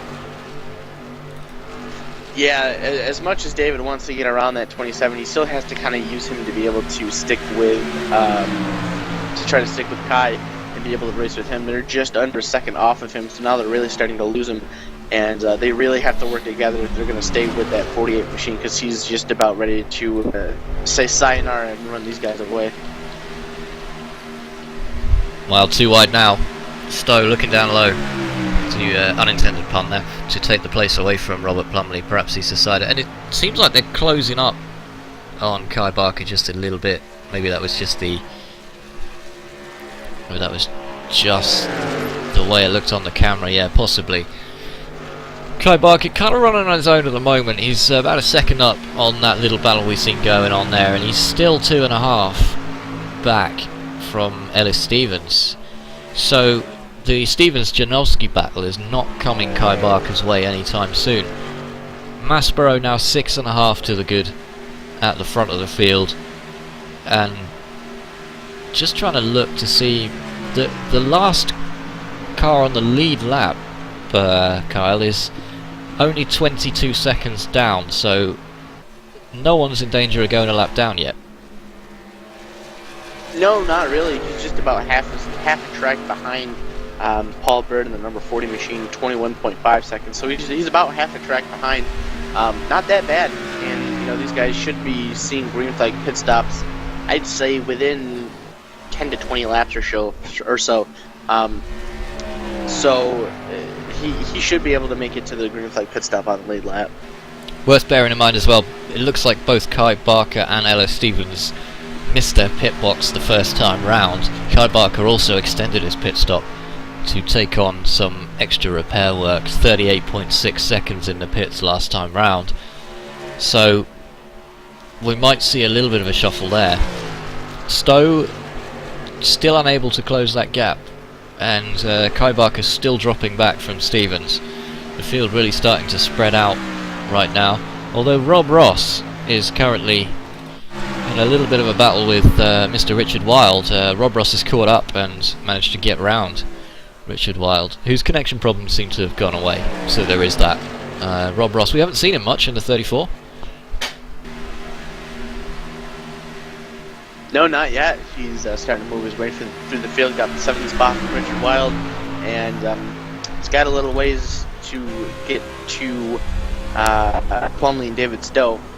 So right now, those two are kind of in the same situation that the two in front of them are. They're in a little group of their own, and got a little bit of work to do to get to the guy in front of them. Looks like the kind of cream-coloured Carlsberg machine of Rob Ross in the number 34, up ahead of Richard Wilde, who we're riding on board with now. You can see just on the bonnet or the hood of that Richard Wilde machine, there's a little bit of damage just on the right-hand side there. It doesn't quite look like the metalwork is still in one piece. Looks like a few drivers have fallen foul of that wall. Yeah, with a high-speed track like this, it's very easy to try to get back onto the throttle as quick as you can, and sometimes the car doesn't like that, and it's easy to wash up into that outside wall. So Richard, not the only one who's taken a trip to the blue safety barrier, but you know, it's difficult to try to judge where you want to get back on the throttle at points. We've only lost one car to it so far. That was Dan Hunt. Try and get a word with Dan before the day is out, see what his thoughts are on the race, and just confirm whether he had to retire due to that engine damage. Just looking at Scott Malcolm now in the 81. That's the PG Tips machine of Steve Richardson, just behind. They are currently running 10th and 11th. They're in a bit of clear air on the track right now. Steve Richardson, we saw him get very wide, didn't we? He made contact with the wall, lost a few places just after the restart, Kyle. Yeah, he did, and that's surely has to be affecting him right now, as he is just a little over half a track behind, running in 11th of the 12 drivers. You see that the right side of his machine is chewed up fairly well. So just a tough ordeal there for Steve, and unfortunately, in his part anyway, it's been green flagged the whole way, so he hasn't had an opportunity to go down the pit road and get the repairs done to that number 35 machine. Well, it does look like, yeah, there's a significant chunk of metalwork sticking off that machine, unfortunately, which is not going to help him too much in the 11th spot. It can affect aero in quite a big way, and the aero's all important on these kind of circuits. Oh yeah, for sure. Yeah, the aerodynamics and keeping the bodywork as smooth and pristine as you can is very, very important, and ruffling up the fenders is definitely going to hurt the car's performance in the draft. It seems almost like these cars are a little bit of an oxymoron, because they are big, huge boxes with a big, huge engines or motors in them that try and put out as much power as possible, but the shape of them is just not designed to travel through the air with any kind of grace when you compare it to, say, the IndyCar kind of shape. But they are able to punch through that air, get near the 200-mile-an-hour mark, and that's really down to the absolutely huge engines inside. Yeah, definitely lots of differences in these cars, like you said, compared to the Indy cars. Definitely punch a different hole into the air, but they can still make some power and still draft up fairly well when you're tucked up right behind somebody and can work with someone in the draft.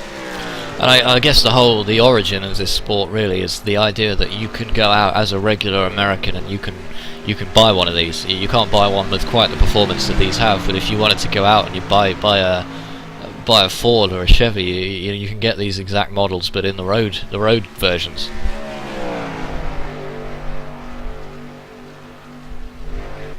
Yeah, these stock cars do represent the real life counterparts that they mock up of out on the streets. The Nationwide cars here, they do look a little bit different than what they do, but the Sprint Cup Gen 6 machines, they are pretty much exact carbon copies of what you see out on the road, just all nice and prettied up with paint and sponsors, and going 200 miles an hour out on a racetrack.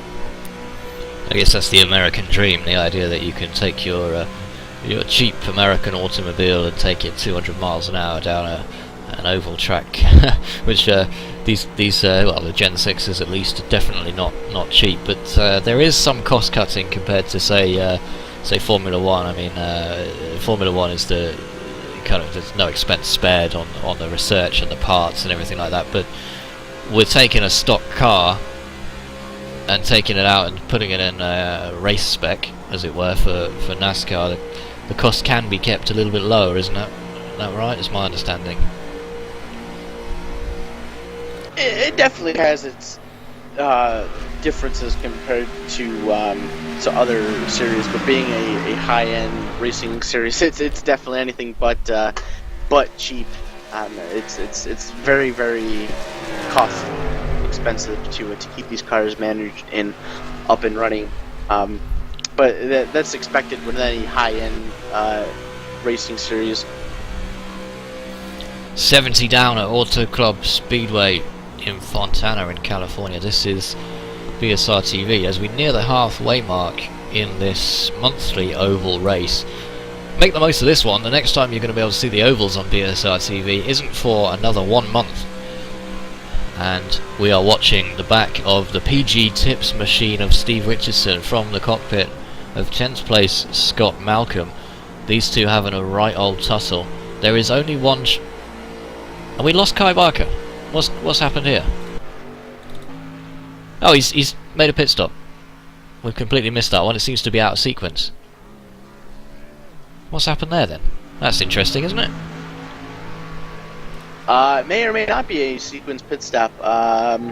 He did pit under that caution flag. So if it is a on-schedule pit stop, we should be seeing the green flag pit stops here momentarily. Well, we've been green for 35-ish. Doesn't seem like a huge amount of time to be out on the circuit. Maybe he wanted to make one out of sequence, perhaps. He is a lap down. It would be folly, surely, to attempt to predict a caution in this race, as we've had 72 now and only one has come out. What is Kai Barker thinking? Unless everybody's starting to come in around this point. Yeah, if this isn't setting up for the field's entire green flag pit cycle, it could just be a radical strategy move to try to get him some track position later on in the race if this thing does stay green. So it'll be interesting to see how that happens, how that plays out, and what that story truly is behind the number 48. Kai Barker now running one lap worse off than everybody else. It's a 15-second pit stop. It wasn't a slow pit stop, so no more damage repaired on that number 48 GoDaddy machine. He is coming on. Well, maybe he figured I'll stop early and pick up the draft from the back end of the field as I work my way through. So, is that a possibility even? It might be. Now that he is on fresher tires, he could be able to run down the 55 machine a little bit easily, catch some draft, and kind of slingshot up to him. But he's still at least like 12 or 13 seconds off of the leader, Aaron Maspero. So he's gonna need a caution flag to get that lap back, or just wait for the cycle green flag pit stops to go through. Well, Jimmy Young currently battling it out with Steve Richardson. Richardson has now cleared Scott Malcolm and looks to move down low to take that position away from the number 3. That is a great livery. I'm going to focus on Steve Richardson as much as possible, because that PG tip makes me want a cup of tea. I don't know about you, Kyle. Well, not really knowing a whole lot of what it is either, like I had mentioned before there. But it is a very nicely looking car to represent the PG Tips, and running now inside the top 10 in 8th place, just took the spot from Jimmy Young. Now he's got some open road out in front of him here if he can try to keep those guys behind him. Solidly in 8th place, starting to gain some spots after some early troubles off of the last restart. So what if I told you that PG Tips was a brand of tea bag that was advertised by a monkey? Would that make you want to drink it? That is a very interesting statement. How do Americans feel about tea in general? Because I don't imagine they drink very much of it. I know I don't drink a lot of it. I think coffee is a bigger beverage around here than tea is. Yeah, for sure. Why do you think that is? Is that down to 1776 all over again? I honestly couldn't tell you. I don't drink either, so I guess I'm one of the weird ones. Steve Richardson under attack now once again from Jimmy Young, and he's holding his own, taking that spot back from Steve Richardson down the inside. These guys, Janowski into the pits. So it's time for Janowski's stop. Let's see. Nobody else is in right now. Oh, Paul Bird is in. Let's have a quick look at Paul Bird. He's already come into the pits. Just missed that one in our fascinating tea conversation there. Paul Bird away in 14.7. Janowski was running in the number 2 spot. He is taking fresh tyres. He is on his way. So Janowski 14.1. Good pit stop for Julian Janowski. Did look like Kai Barker has jumped them a little bit. Kai Barker comes out ahead of Janowski by quite some significant margin there as well, so with a slower pit stop he is still out in front of Janowski. It looks like it might have paid off for Kai Barker. A bit early to stay perhaps.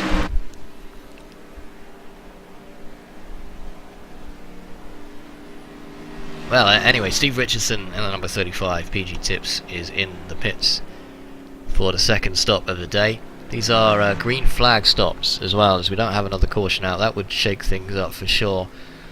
Coming up to his pit box now. Let's see how Richardson does. It seems like all these drivers are taking their stops on different laps. We're not all coming in at the same time, so different strategies coming into play here. But Janowski's been jumped by Kai Barker. And Richardson away, 18 second stop, so a little bit longer for Richardson, but he wasn't running near the front of the field anyway, so shouldn't make too much difference. Rob Ross side by side with Richard Wild. These guys coming up to pit stops though, Kyle, is there any real benefit in trying to make up track position at this stage? Well, when you pit really is the biggest dividend of when you pit next. These guys, they now know, as we see the 27, Robert Plumley, he's coming to make a green flag pit stop.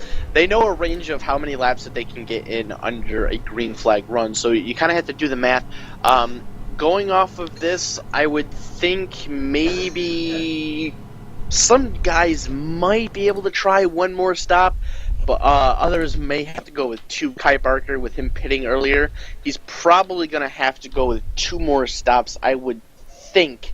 Again, I'm not 100% sure what the fuel is for these cars, but it's really all depending on how you can get through the rest of the race, because I'm sure these guys are assuming we're going to stay green the rest of the way. As we see 3 more cars come in, we've got the 70 Richard Wild, the 34 Rob Ross, and just in front of Richard we have the 14 of David Stowe coming down for green flag pit stops. Aaron Maspero also into the pits, so the race leader is in as Jimmy Young gets underway.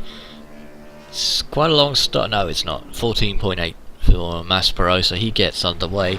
He is still going to lead this race, no real question about that once the pit stops play out.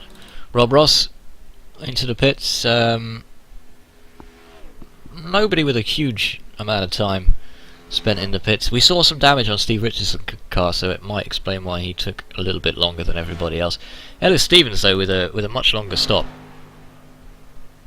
No, in fact, he hasn't stopped yet. That's why the timing is not correct. He's down on pit road now, Chris. He's working his way into his pit stall as we speak. I don't know if I can look at that car for very long. It's doing my eyes in. I don't know about you. I'm at a zoomed out camera angle right now, so I can barely look at it for a few.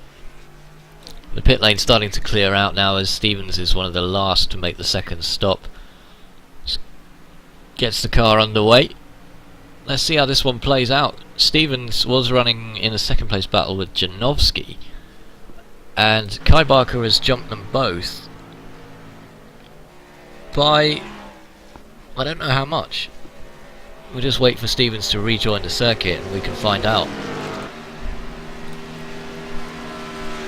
So it has, well, Stevens has dropped behind now, so Kai Barker with a 5-second advantage now. Bearing in mind he was 2 seconds behind those guys before the pit stop, he has jumped them by a total of 7 seconds seemingly just by pit strategy, so it seems to have paid off for Kai Barker.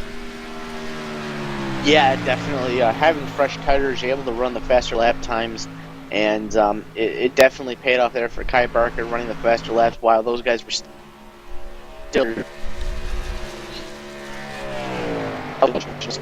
Is Kai Barker still 10.5 seconds behind Aaron Maspero?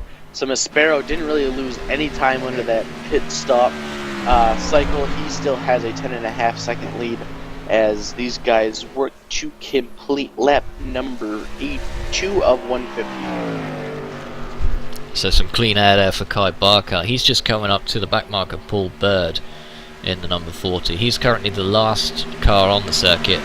He's 1 lap down. Also 1 lap down is Scott Malcolm. They're not 1 lap down by very much, although we've only had 1 caution. That was a number of laps ago. So it looks like these drivers can do about 40 on green? Yeah, I'm thinking about 35 to 40 laps or so. Green flag pits fuel cycle. So with about, it's going to be really, really close. Some of these guys, they might be able to make it on 1 more. Others, they got to make 2. It's going to be close if it runs all the way through. Well, that gamble from Kai Barker to come in early and put him back in second spot, has he done that a little bit early? Might he need to make the second stop and these other guys won't have to? And into the wall. Who was that? David Stowe makes some rather dramatic wall contact there. Let's go back and have another look at that one.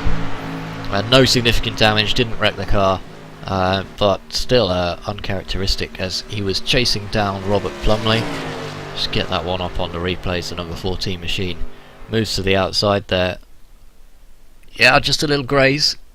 Knocked the car a little bit out of shape, but seems to be running car. Yeah, and again, it's probably just that the heat of the competition. You know, he's trying to catch up to that 27 machine and just pushed it a little too hard coming off the turn.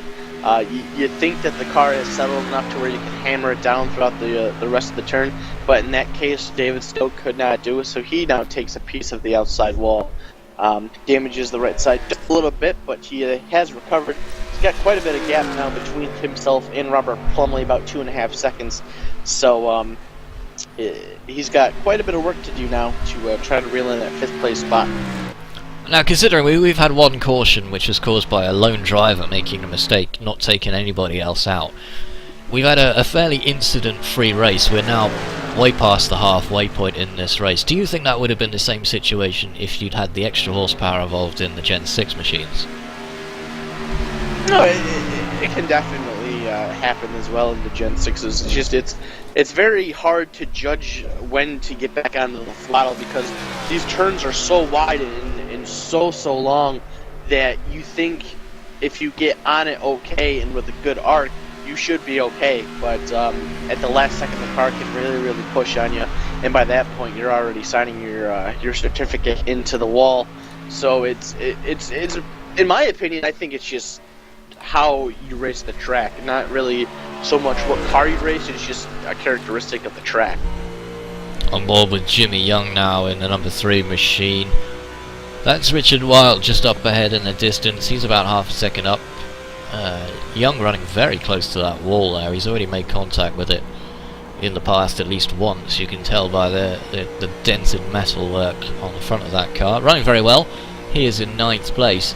Interestingly low for me, Kyle, is the fact that Ellis Stevens has jumped Julian Janowski during that pit cycle. Oh! Richardson into the pits. That seems to be out of sequence. Yeah, that's definitely an out of sequence stop because we did see him make a pit stop. Not too sure why he is coming into the pits, but the number 35 machine, Steve Richardson, working his way down on pit road. He's already a lap down and coming down out of the pits is going to give up his lucky dog position to the 81 of Scott Malcolm. So if the caution comes out now, Scott Malcolm will be the recipient of the lucky dog. Not seeing anything. Oh no, yeah, now the right sides are coming up. Not too sure what he would be taking tires for. But I'm also seeing now, just looked and saw that the 14 machine of David Stout just took his car behind the wall and into the garage. Well, let's go back and have another look at that one on the replay. We'll go back and have a look at David Stowe here. We saw him get into the wall, didn't we? And that's not enough to end his race. I mean, there was hardly any damage on that machine. He didn't actually make it all the way back to the pit lane, just pulled it off the track there. Richardson back out. Could it be, Kyle? Could it be that Richardson realised that these drivers are going to need to make 2 more stops and wanted to get the first of those 2 stops out of the way as quickly as possible? Yeah, I'm not too sure. It could be a fuel strategy move. I think if he did fill the tank, he should be more than capable of making it on 1 more stop. Fast forward 35 laps, that puts him at about lap 122, so he should be able to make it on 1 more stop if he did take fuel. Not too sure if I like that strategy or not, seeing that he just pit within the last 15 laps or so, but it'll be interesting to see how it works out for him. Jimmy Young into the pits as well, so whatever strategy Richardson has, it looks like Jimmy Young is also taking that strategy. It could well pay off, but the guys coming out, if they delay their pit stop long enough, the final pit stop, if we're right about the pit cycle that's going to play out here, Jimmy Young's gone. I thought he was changing tyres. He's just left the circuit. Yeah, I've seen that too, Chris. He's not there anymore. Down to 11 cars then. Stowe and Young are out. Burleson, Hunt, White, and Chmielewski are already out from earlier. It's a very high attrition rate. In fact there's 10 cars left now. So only 10 cars left on this circuit. The draft will play less of a part with fewer cars around. But if we're right about these drivers needing to make 2 more stops, then wouldn't you want to come out on fresh tyres with 10 to go and really go for it, rather than have old tyres by the time you get to the 10 lap point? Well, it just all depends on your competition right now and when they decide to pit. It's such a game playing with pit strategy when you have a race like this where pits are going to be your biggest option and your biggest and best chance to gain positions. So it's a very interesting way to run your race. It all depends on what your competition does and where you want to be. Aaron Maspero led for 84 laps of this 93 laps down. Kai Barker and Ellis Stevens also led laps. Chmielewski led a few but then dropped out due to connection problems. Speaking of competition, Kyle, we have none. There are no cars within 2 seconds of each other anywhere on the circuit right now. which, with only 10 cars remaining, makes for a fairly dull oval race. Yeah, it definitely could, and this is one of those tracks where when things get spread out, it can be a bit on the dull side. It's one of the disadvantages of a big track. Um, Aaron Maspero just absolutely killing these guys over a 14-second lead, and then it's another 6 seconds back to Ella Stevens in third, about 2.5 to fourth, and then another 7 seconds to fifth, and it's about another 6 to sixth place, and then 5 seconds to seventh before we have our first letdown car in eighth. So very, very widespread field. 7 cars, on the lead lap of the 10 cars still running. Scott Malcolm, Paul Bird 1 lap down, and Steve Richardson 2 laps down, running in top 10. So, to everybody who is out onto the racetrack, congratulations. You have earned a top 10 in tonight's event. Simply by staying on the racetrack and not managing to have an accidental disconnection. Well, we have 55 to go here at Auto Club Speedway. Let's take a quick break here on BSR TV while the action's probably at its lowest point. So we'll be back with you guys in about 5 to 10 minutes here on BSR TV. Until then, enjoy this nice picture of what is actually a Gen 6 and not a nationwide. But from me and Carl, back in about 5.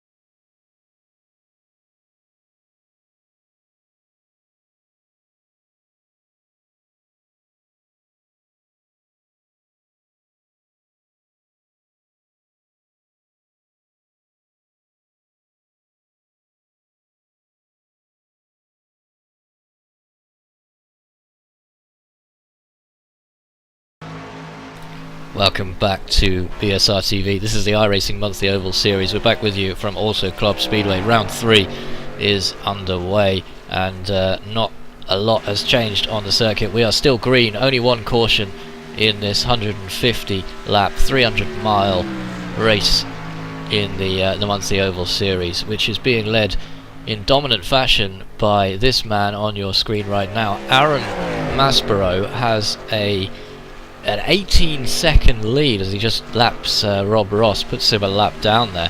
Only 5 cars now on the lead lap, only 10 cars left in this race in fact. Lots of people disconnecting, so not very many cautions or wrecks or anything like that, but it's certainly been a high rate of attrition. And I am joined by Kyle Young for this evening's broadcast. Kyle, this is not the best situation to be in running up to the end of the race, because it's not going to be a very interesting finish. If it stays green now, Aaron has up to over 18-second lead right now. He's just absolutely handing it to the field. If it stays green, it's going to be all him as long as he doesn't make a mistake. There's some interesting beeping noises coming from behind you there. I don't know if that's coming over your side as well. Yep, that would be the smoke alarm. Well, hopefully you haven't got any kind of fire on your hands that you might need to deal with. Not that I can see. I'm not burning. Yet. Okay. Well, if need be, I'll leave you to deal with that one. But Ella Stevens in the eye-bending number 11 machine. You can barely make out that 11 for all the colours on his car. It looks like he's just got a whole load of cans of paint and thrown it over that Nationwide machine, Kyle. Yeah, that's what it looks like. Just bought some spray paint at the local Home Depot or Lowe's or something, and said, nah, we don't have to let it. I'll just do my thing all over my race car. And a very interesting paint scheme, to say the least. It's definitely unique and definitely separates him from anybody else for sure. Well, the positions are now up on your screen, and during the break I realised we had a Twitter favourite given to us by Michael Warming, who is a Swedish musician who had quite a Twitter following of his own, so thanks for that one, Michael. And Michael Warming's YouTube channel is just Michael Warming if you wanted to check out any of the stuff that he puts out. A bit of an unexpected oval racing fan, but appreciated nonetheless. And if you're watching live right now or you're watching later and you fancy giving us a YouTube subscription, we would very much appreciate that one. As always, the subscribe button can be found big and red on every single one of our videos and on our channel page at youtube.com/British Sim Racers. Top 10 positions then on your screen. As you can see, 5 cars left on the lead lap. Everybody is spread out by quite some margin now, as we have 41 to go. Apologies for the on-screen display there. Lap 109 of 150 it is. The writing has gone off the edge, unfortunately, which is a bit of a tragedy, but it's not 109 of 15, it's 109 of 150. So we lost Dan Hunt, and that was the only real incident that we've had out on the circuit, Kyle.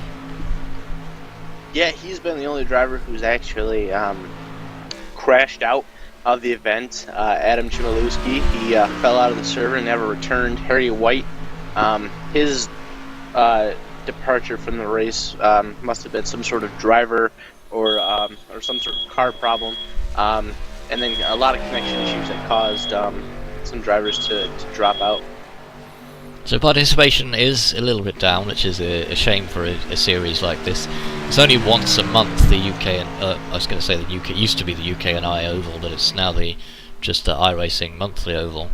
One race a month in different disciplines as well. So we saw the trucks last time at Charlotte, and the first round was the Gen 6 NASCAR from Chicagoland, both of which are available on the YouTube channel. You can watch those ones back as well. It's always a bit of a disadvantage, I suppose, to have small fields on such large speedways, just because from the TV perspective anyway, the viewers don't necessarily have that much to concentrate on. Just having a look now at Rob Ross, who was the last man to go a lap down.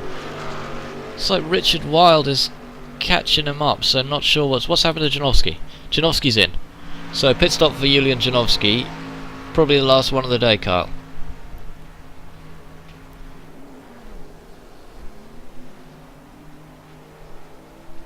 Hopefully Kyle Young hasn't caught fire. Hopefully he's still with us. He's having some fire alarm, smoke alarm issues. Rob Ross now being challenged by Richard Wilde. These guys move into 4th and 5th, having overtaken Janowski, who looks like he's on his last pit stop of the day, the first driver to take that. We saw Kai Barker a little bit earlier take a very quick, what we consider an early pit stop to get back out on the circuit, and in doing so picked up the back markers just ahead of him, benefited from the draft, and managed to pick up 7 seconds of track position to put him in second position on the circuit. But that won't help him catch Aaron Maspero, who is 21 seconds now, half a lap ahead, and that's Richard Wilde in for the last stop of the day. The drivers starting to come in for the last time, Kyle. They didn't last quite as long as I would have thought, some of them. Yeah, this could be the money stop, as they call it, final pit stops here. Looks like we are going to have 38 laps left. So this could be in the window of drivers being able to make it from the end here. Was a little questioning if they could make it on this stop or not. Again, not knowing what the fuel mileage is, how many laps they can get a tank. But I'm going to assume that they are going to be able to make it from here on out, the more laps that they tick off. So these guys should be making their final pit stops here within the next 5 to 10 laps. The whole field should be. Janowski now in a battle with Robert Plumley for track position. Janowski 5th. Plumley is in 6th position.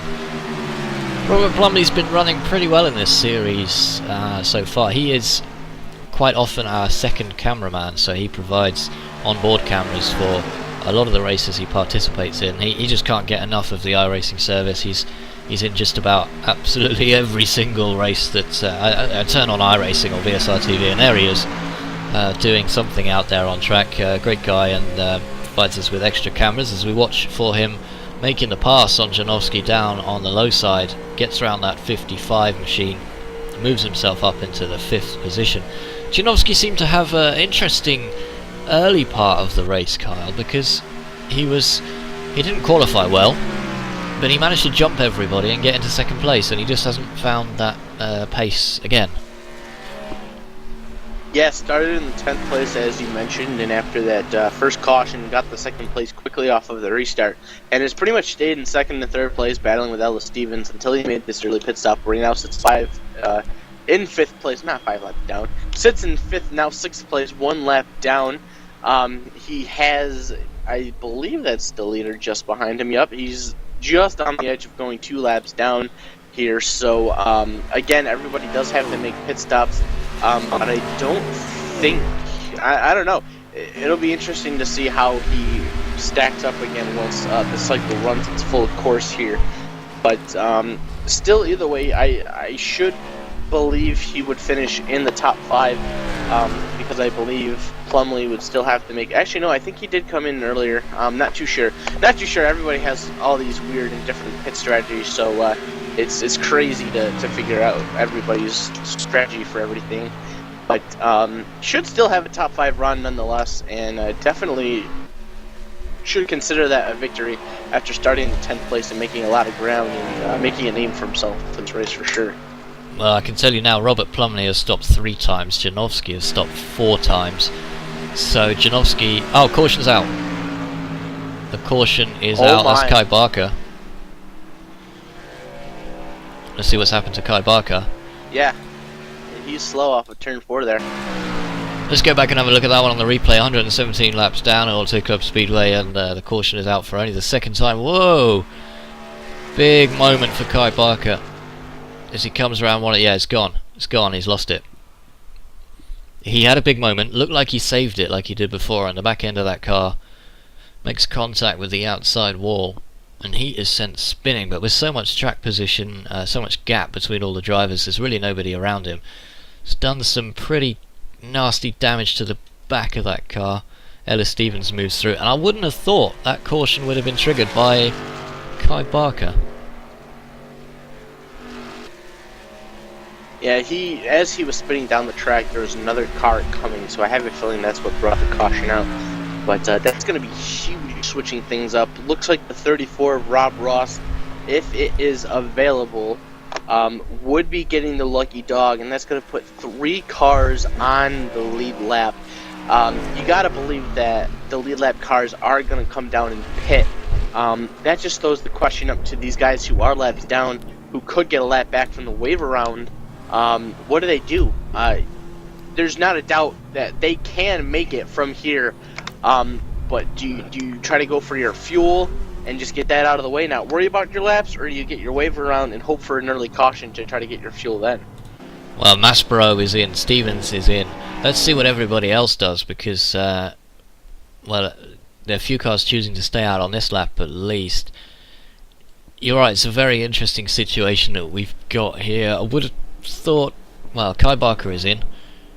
Kai Barker is out. He's retired from the race. Looks like. That's big news, Kyle. Yeah, he just stopped on the front stretch there and got out of the car. We won't really know the significance of everybody coming in. Now he's just left the server. So that's it for Kai Barker. He's going to finish in 10th place once he cycles through here. So that's an unfortunate break. He definitely had one of the strongest cars out here tonight. Tough break for the 48 machine. This lap right here is going to really determine what's going to happen, because the lap down cars cannot pit on the same lap that the lead lap cars can.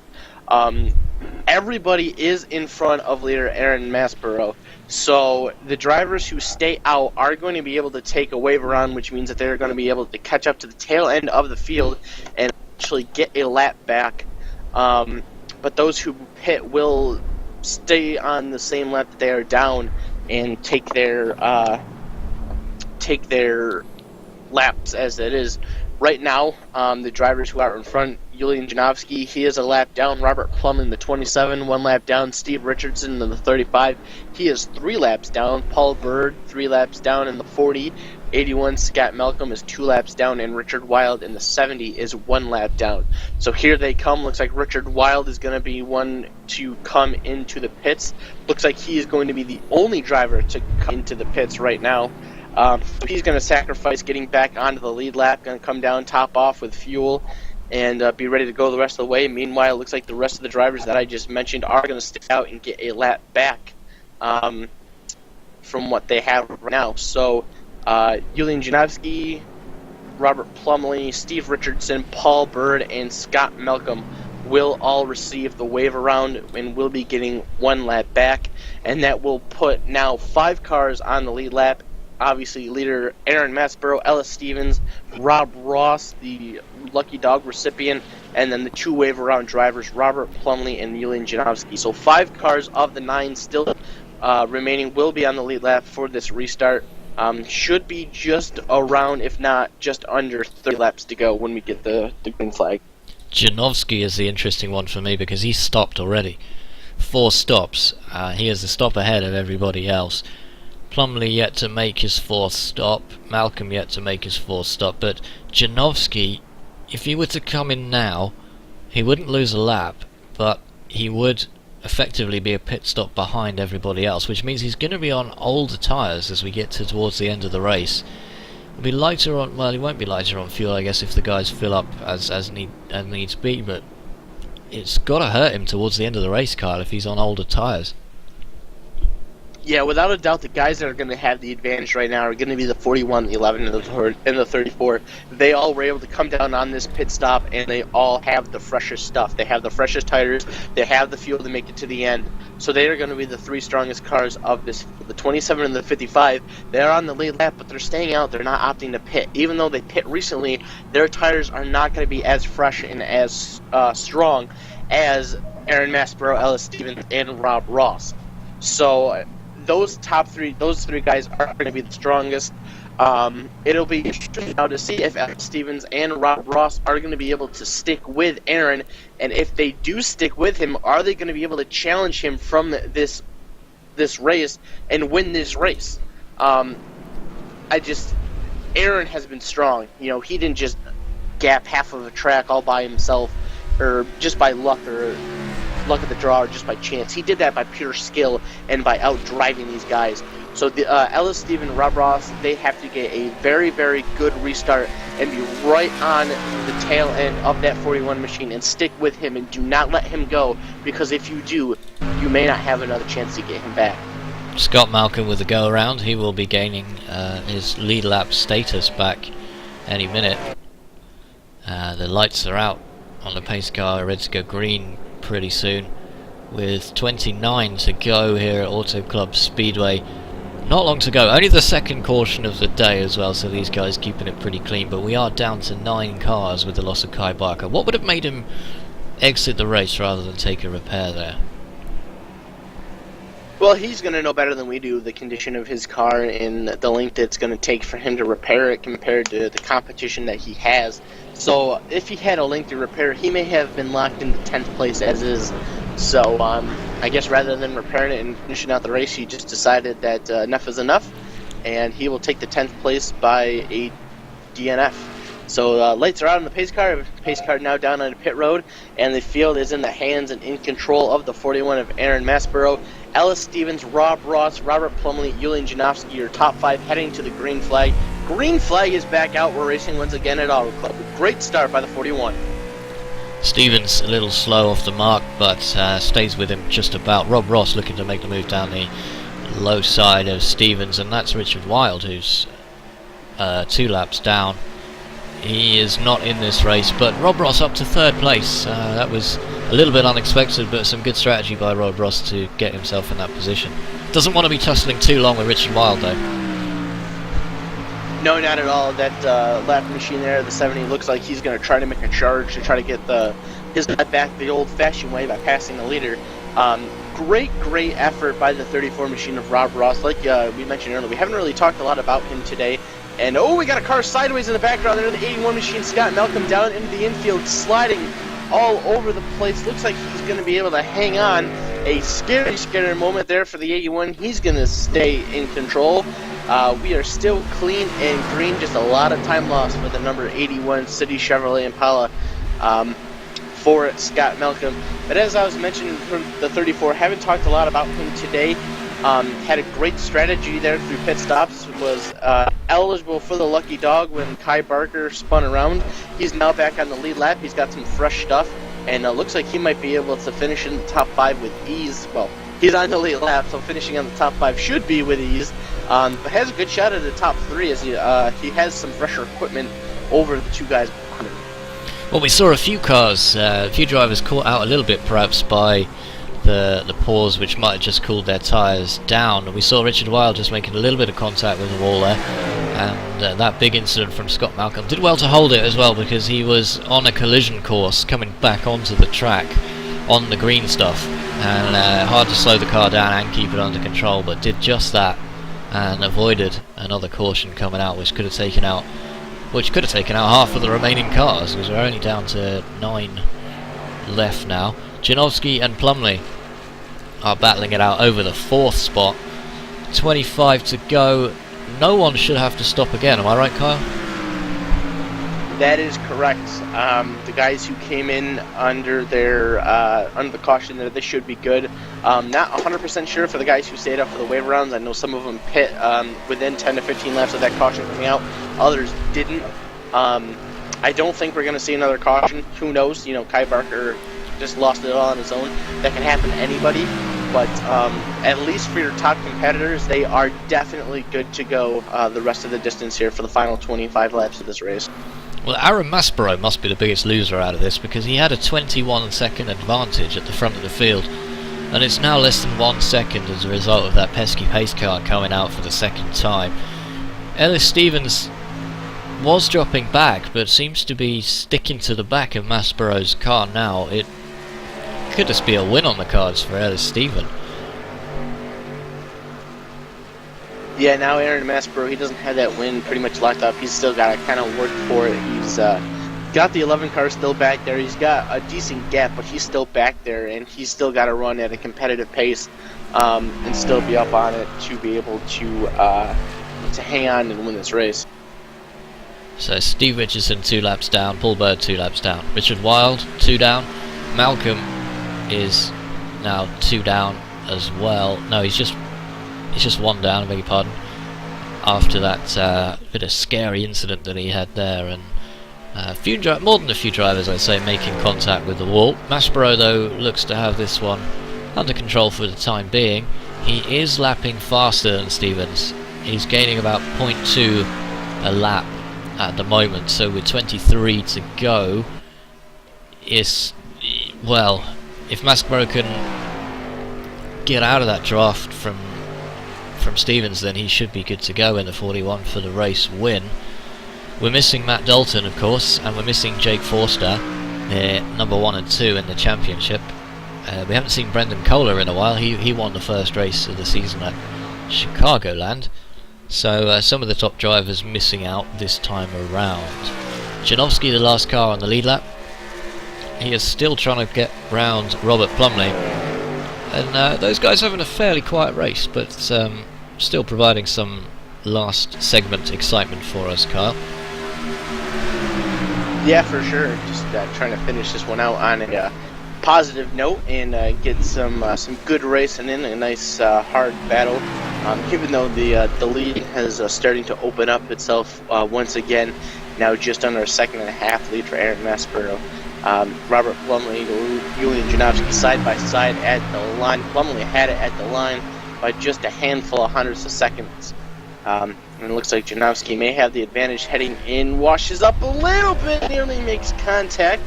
Plumley able to move up out of the way there and continue on, no harm, no foul. 21 laps to go when they hit the line, and this battle continues to heat up. And Steve Richardson, he has a perfect view to this battle, as now Plumley gonna dive it down to the inside there and hold on to the position. There's a nice gap there. Well, that was closest thing to excitement we've had in a while in this race, I'd like to say, but 121 laps led now for Aaron Maspero. Can anybody stop him? That gap is now 1.7 seconds, and he's pulling away once again. This looks to be Maspero's race, unless we have a late caution or a sprint for the line via other means, perhaps. Richardson staying with this group, but he is 2 laps off the pace. Only 5 cars on the lead lap, and Janowski seems to... he seemed not to keep his line there. That's where that moment came from. He went low and then sort of thought better of it before he was clear of Plumley. Yeah, and that's just hard competition that he's trying to do the best he can to get that spot and finish this one as best as he can. Just hard racing. He didn't make any contact there. No harm, no foul. Still some time for those guys to recover. It should be a good battle there to see who comes out on top. And Janowski, one of the iRacing British Touring Car Championship drivers, alongside Robert Plumley as well, goes 2 wide with 29 to go. He's got that flaming black, red and yellow kind of scheme going on in the cockpit there. All very colour coordinated. Nice to see. I'll make some contact with the wall there. Not going to put him off too much, but that's going to lose him enough tenths to give Plumley a bit of an advantage. We've seen that a lot, haven't we? You were saying when the corner exits here, the banking is a little bit less steep than Michigan, and that kind of contributes to pushing the car towards the outside of the track. Yeah, for sure, and it can happen there. You think the car's settled down, you get back on the throttle, and it really isn't, and you run into some problems, literally. So it's been an issue tonight for sure. You've seen a lot of guys get into the wall there, but the only real biggest thing was with Daniel Hunt. Everybody else has really been able to move on from that. But it's definitely been a factor. But Aaron Maspero, he hasn't had that issue at all. That car, one of the very few out on the racetrack, still nice and pristine, not a single scratch on it, and as it looks to cruise its way to victory lane with ease here. Well, hopefully we haven't put the curse on him before the end of the race. Only 17 laps to go around Auto Club Speedway as we're looking to round this one up. Maspero is looking to round out a dominant performance, really, with 124 led now. Stevens led 1 for himself earlier. Kai Barker and Adam Chmielewski, the only other drivers to have led laps in this race. But look at that list of people that have dropped out of this race. Chmielewski, we lost him due to a connection problem. Harry White, I think, couldn't run the whole race due to other commitments. Dan Hunt caused the first caution and that put him out with a blown engine. Burleson, probably connection issues, we didn't see that one. Stowe, not sure what happened to Stowe, not sure what happened to Jimmy Young. Kai Barker, though, is out and triggered the second caution. Not really sure, but we think that Kai Barker would have been so far back by the time he got his car back out on the track, he decided not to run the rest of the race, guaranteed 10th. But anyone still on the circuit, Kyle, guaranteed at least 9th place, so that's worth fighting for. Yeah, absolutely. Really the biggest battles for position that we got. If this thing goes green to the end, Scott Malcolm, he has the 6th place locked up. He's a lap behind the guys in front of him and a lap ahead of the guys behind him. 7th through 9th right now, they all are on the same lap, and they can still change some spots. On the lead lap, the biggest battle, as we've been mentioning, is for the 4th spot with Robert Plumley and Julian Janowski. It's about a 3-second gap between 1st and 2nd, about another 4 seconds between 2nd and 3rd, and then 1 second between 3rd and 4th. So Rob Ross could drop back a little bit there, and we could make it a 3-car battle for 3rd place there. But right now, everybody's kind of locked in and kind of getting accustomed to the fact that, you know, this is where I'm probably going to finish with 15 laps to go. Well, 15 laps is still going on for 10 minutes of racing here on BSR TV. Not exactly the most exciting finish, but you can't blame Aaron Masborough for that. He wants to win this race, and he is going to do it by sheer pace alone. No kind of strategy to play out. We've had all of our pit stops. Richard Wilde, interestingly, showing 6 pit stops in this race, and only running 2 laps down, so double the number of stops for Aaron Masborough, the race leader, and only lost 2 laps, so doing pretty well there. Yeah, absolutely, for sure. Just absolutely dominant performance today by Aaron. Unbelievable pace for his number 41 Cobra Jet Ford Mustang out here, and then just 13.5 laps, he will have capped it off and definitely earning the prize at the end of this one for sure for what he's done. Richard Wilde just going too wide with Janowski. He is a couple of laps apart from Julian Janowski, so it's not for position. Janowski never really recovered from that wall impact that cost him a few tenths over Robert Plumley, and that's Robert Plumley's number 27 you can see just out in front there. Looks like it might be beyond Janowski's ability to get back on the tail of Robert Plumley, but we will see. And it's been a while.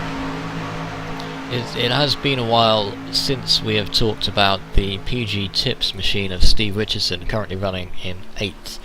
Only one driver behind him, that's Paul Bird, but plenty of other drivers retiring, and he is maintaining the British cause, I should say, by advertising the T brand for everybody watching. In the Chevy as well, not so many drivers taking the Chevy, although as we talked about earlier, it makes very little difference to actual driving style. Or I mean, is there actually a difference in terms of the way the tyres wear, or the way the radiators wear, or the heat build-up, or anything like that in the 2 models? Not at all. It's pretty much just where your parts come from and how the car looks. There's just it's literally just that. There's no performance difference at all. It's just where you get your parts and what the car looks at, or what the car looks like. Now this is interesting. Rob Ross is being chased down by Robert Plumley, and I will eat my words on what I said before about Janowski not being able to get back in this fight, because he is too wide for Robert Plumley. Down the inside, takes the 4th spot, and Rob Ross looks to be struggling. He is running fairly slow laps compared to the guys behind him, so with 10 to go, he'll desperately want to hang on to this, but they are both very much within the draft zone, so if they don't scrap it out too much amongst themselves, could be in with 3rd place, either of them. Yeah, for sure, this is looking like to be the best battle for position out onto the track. Half a second gap between Rob Ross and Robert Plumley right now. Looks like it's going to come down to a 3-car battle here. 10 laps to go. when they hit this stripe, they should be close enough to, even if they do battle, get some draft, and they should be able to reel that 34 car in and have a nice little battle here at the end of the race. As we see Janowski looking to go too wide with Robert Plumley. It's been a Janowski-Plumley battle for quite a while now, as we see the number 27 just make its way around the outside. These guys, I thought they might have caught up with Rob Ross, but it looks like they're more interested in battling it out for themselves. Would have taken some teamwork to make that happen, Kyle, and Rob Ross is now slipping away. Yeah, if these guys work together, they will definitely be able to catch that 34. You know, it is late in the going, but I think the risk is definitely worth the reward if they would mind sticking with each other and just trying to catch the 34 machine. They have a shot at third instead of just sitting in fourth and fifth. And I think they're really catching in on him now. They got a good run down that front stretch, able to draft with him and reel him in. I think that they're going to be able to get to him. We're about to excuse me. We're about to find out as we reach the 2-hour mark on the broadcast. 8 to go here at Auto Club Speedway. Almost forgot where we were for a second. Bloody ovals, they all look the same. The palm trees are a kind of a giveaway. We're out in California for Auto Club Speedway here. Just looking at Robert Plumley, and Janowski. Janowski seems to go through phases, doesn't he? He's very quick, catches up to Robert Plumley, and then sort of drops off. I don't know if he's just wary about going too wide, or if he's taking our advice and working together with Plumley, or whether he just doesn't have the oval experience for the overtakes. Difficult to say, I suppose. Yeah, there's a lot of that could be going on right now, but whatever they're doing, it's definitely working.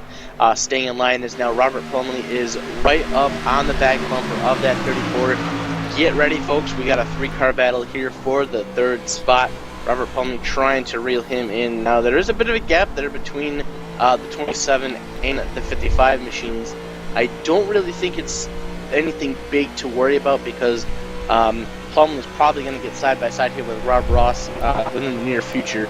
So they should be able to get side by side, and that'll allow the 55 to pull right back up and start battling for positions here. 6 laps to go when they come around this time by to hit the stripe.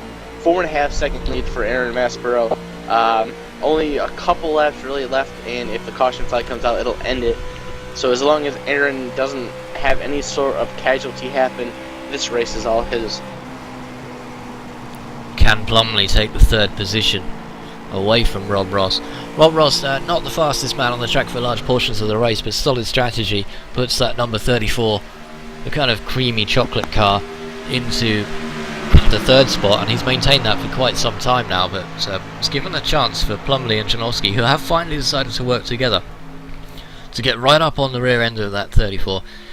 The 27 of Plumley and the 55 of Janowski will be looking to capitalise if possible. Only 5 to do it though, so we are less than 4 minutes from the end of this race.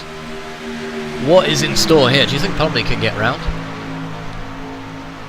I think he's definitely got the pace to get around and challenge him. You know, it all depends really. Look at this run. Look at the run through the center of the turn there. He's going to peek to the inside.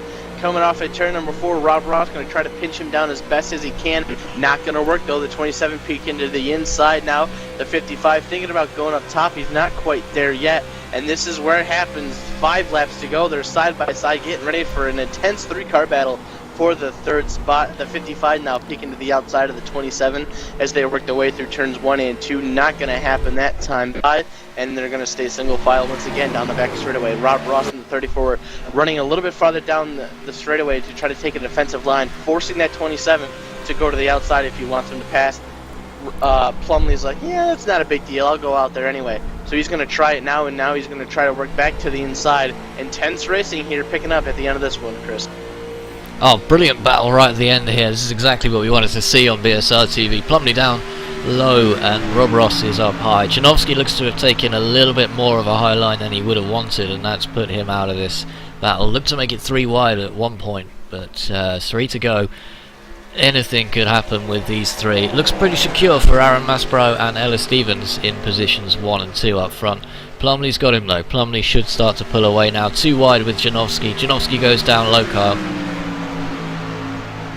That is, they work in turn 3, nearly making contact there. Janowski with great run through the center, and he's going to take the spot away from the 34 machine and lock himself into the 4th place. Rob Ross just like that from 3rd to 5th, and now Robert Plumley starting to pull himself away now, open up the gap about 10 car lengths between the side-by-side battle there behind him. Again, side-by-side, 3 laps to go, dead heat heading into turn number 1. Give the advantage, slight advantage to Janowski in the 55. Looks like he's going to be able to clear coming off of turn 2, and the 34 are going to have to try again down the back. It should be Janowski's now, but Rob Ross putting up every bit of fight that he's got in that nationwide car. He is just a little bit off the back of Janowski, wants to maintain that draft if he can. It's the only way he's going to get back in. Look at the gap Plumley's got already. Plumley is going to take that 3rd place, barring any kind of incident here. Those 2 cars you see in the background, Richard Wilde and Steve Richardson, are both a lap down, so they're both out of the action here. Are they on the same lap? I think they are, so they might be in a battle of their own car. Looking at that, yes they are. Those 2 behind these guys, they are also battling for position. That is for the 7th position. If Richardson can try to reel him in and make something happen here, obviously the gap is a little bit closer between the 55 and the 34 as the 34 peaks to the inside turn number 3. Janowski throws a bit of a block there, gets a little wiggle out of the 34, going to lose some momentum, and off of turn number 4, there it is, Chris. The white flag is in there, 1 lap to go. We are almost done. Aaron Maspero brings his nationwide machine round on the final lap. He is off into the distance on his own. Ellis Stevens in 2nd place with a safe margin there. Robert Plumley coming round to secure 3rd, but Rob Ross giving it everything he's got to take 4th. Don't forget about Richardson and Richard Wilde just behind. Richard Wilde just has it by a hair at the moment. Rob Ross looking to make it too wide. This is going to be into the final corner, if I'm not mistaken. Turns 3 and 4. Oh, Janowski's kind of putting his car in the way there. Might well have it as we come up to the line. Oh, Janowski's hit the wall. Contact with the wall. He's given it to Rob Ross, and Wilde will take it. The line. He's got Rob Ross gets contact with the outside wall, slew that 55 car down just enough to allow Rob Ross to get the spot. Richard Wilde hangs on over Steve Richardson. Great battle for that 4th spot to finish this one out. But as expected, in dominating fashion, Aaron Maspero wins here at Auto Club, the iRacing Monthly Oval Series. 2nd place is Ellis Stevens, Robert Plumley 3rd, Rob Ross, and Julian Janowski rounding out the top 5. Fantastic finish at the end there for that 4th spot. Absolutely was. Just coming over the line there. It wasn't really that close in the end. Rob Ross took it by a car's length, but that last corner mistake from Janowski almost cost Rob Ross as well, because they came within inches of making contact with each other. I'm not sure if you saw that one on the on your cameras there. Yeah, it was really, really close, but great heads-up driving by that 34 machine to get out of the way quick enough and to use that momentum to get around the 55. Lost that 3rd spot there, but I'm sure he can't be too upset with the 4th place. You know, it's a top 5 finish, and great points paying day for the next race next month.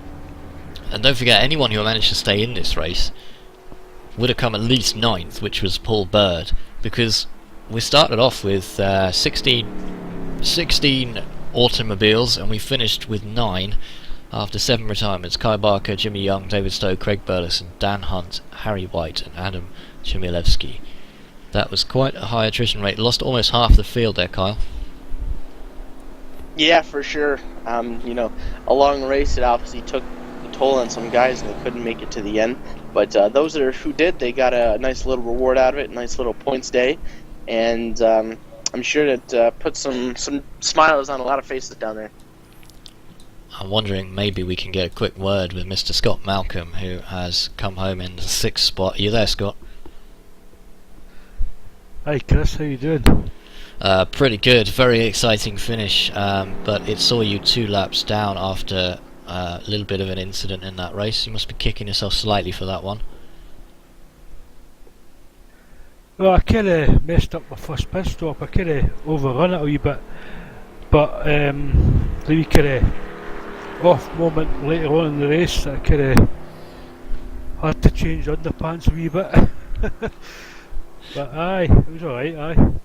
Now, I'm just wondering, our American friend here, Mr. Carl Young, I'm wondering if you can understand what Mr. Malcolm is saying. It sounds like he's in the middle of a windstorm right now, to be honest with you. Well, you remember groundskeeper Willie from The Simpsons. I think that's quite a good analogy, but much better than being a groundskeeper. You are a successful oval racing driver today, Malcolm, Scott Malcolm even. You finished in 6th place. It seemed to be just holding steady throughout that race. 150 laps, it's quite a long way to go, and a lot of drivers just fell foul of connection issues or simple mistakes, which you didn't. Yeah, well, when I started all this sim racing, I started on the ovals. It's been a while since I've raced the ovals, so I thought I'd give it a wee try tonight, and I thought I did okay. It could have been better, but there you go. Well, 2 cautions in a 150 lap race, it seems like quite a low incident rate. How would you compare that to the other sort of longer oval races that you've been in terms of the amount of carnage, or lack of carnage? Oh, you wouldn't believe some of the races I've been in. Over the years it's been murder, considering some of the races I've been in. This is possibly one of the better races I've been in oval side, and it was brilliant. I thought it was actually good. I loved it tonight, I really did. Well, what would you say to, because there's quite a low participation really, 16 cars starting the race, what would you say to anyone who's watching this on YouTube and thinking about perhaps entering this? Well, just look at myself. I've never raced ovals for like 5-6 years. Come and give it a try. It's a fixed setup, everybody's on the same wavelength. Give it a try, you'll love it. And the next time we are back on the monthly ovals will be Darlington in the trucks, so can we expect to see you on the grid for that one, Scott? Well, you never know. We'll see what happens. But yeah, I'll give it a bash if I'm up for it. Well done for your 6th place, and let's hope we can see you back out on the grid soon. Thanks for joining us, Scott. Yeah, cheers, Chris. I'll catch you later. That's Scott Malcolm there, who finished in 6th place after what was a fairly unentertaining middle portion of the race, Carl, is that fair to say? And then a very exciting finish. Yeah, for sure. You know, these guys got spread out a little bit and it kind of killed some of the action, but they definitely made up for it at the end and got a little exciting there for that 4th place spot. So Darlington, as I mentioned, Darlington will be the next venue in the Chevy Silverado trucks. That's not going to be for a month though, so it is a monthly series after all. Just looking at the schedule here, that's going to be April 12th. This race always happens on a Saturday, so you can put that one in your calendar, and we'll have that one up on the YouTube page as soon as possible. It is another fixed setup race, 200 miles at Darlington. What about that as a proposition, Kyle? Well, Darlington, that's they call it the track too tough to tame, and that could be a little bit more brutal than what we saw here tonight. Very little room for error, and it's very, very difficult to run side by side there. So that could be bad for some, good for others. It could propose some very different ordeals. What about the trucks in close proximity to other vehicles? Do they handle quite as well as the cars we've seen this evening? Well, at least in my experiences there with Darlington, you know, it depends on what the setup is. It can be a little slick there. The trucks are a little bit lighter, so they can provide some freeness as you work around the turns there. But you know, it'll be interesting to see how it all plays out. You know, Darlington has a very unique character and provides for some very entertaining racing. And it is worth pointing out that the fixed setup that's on offer for the trucks at Darlington is not the iRacing default fixed setup, which is, as the organisers put that particular setup, they've called it Rectastic. So it will be hopefully a better setup for that particular circuit. BSR TV is bringing you 3 other series on a regular basis as well. Monday evening we will be at Brands Hatch Grand Prix circuit for the Skip Barber series. Then Wednesday evening will be the Carrera Cup, and Kyle, you're joining the team for that one. You betcha.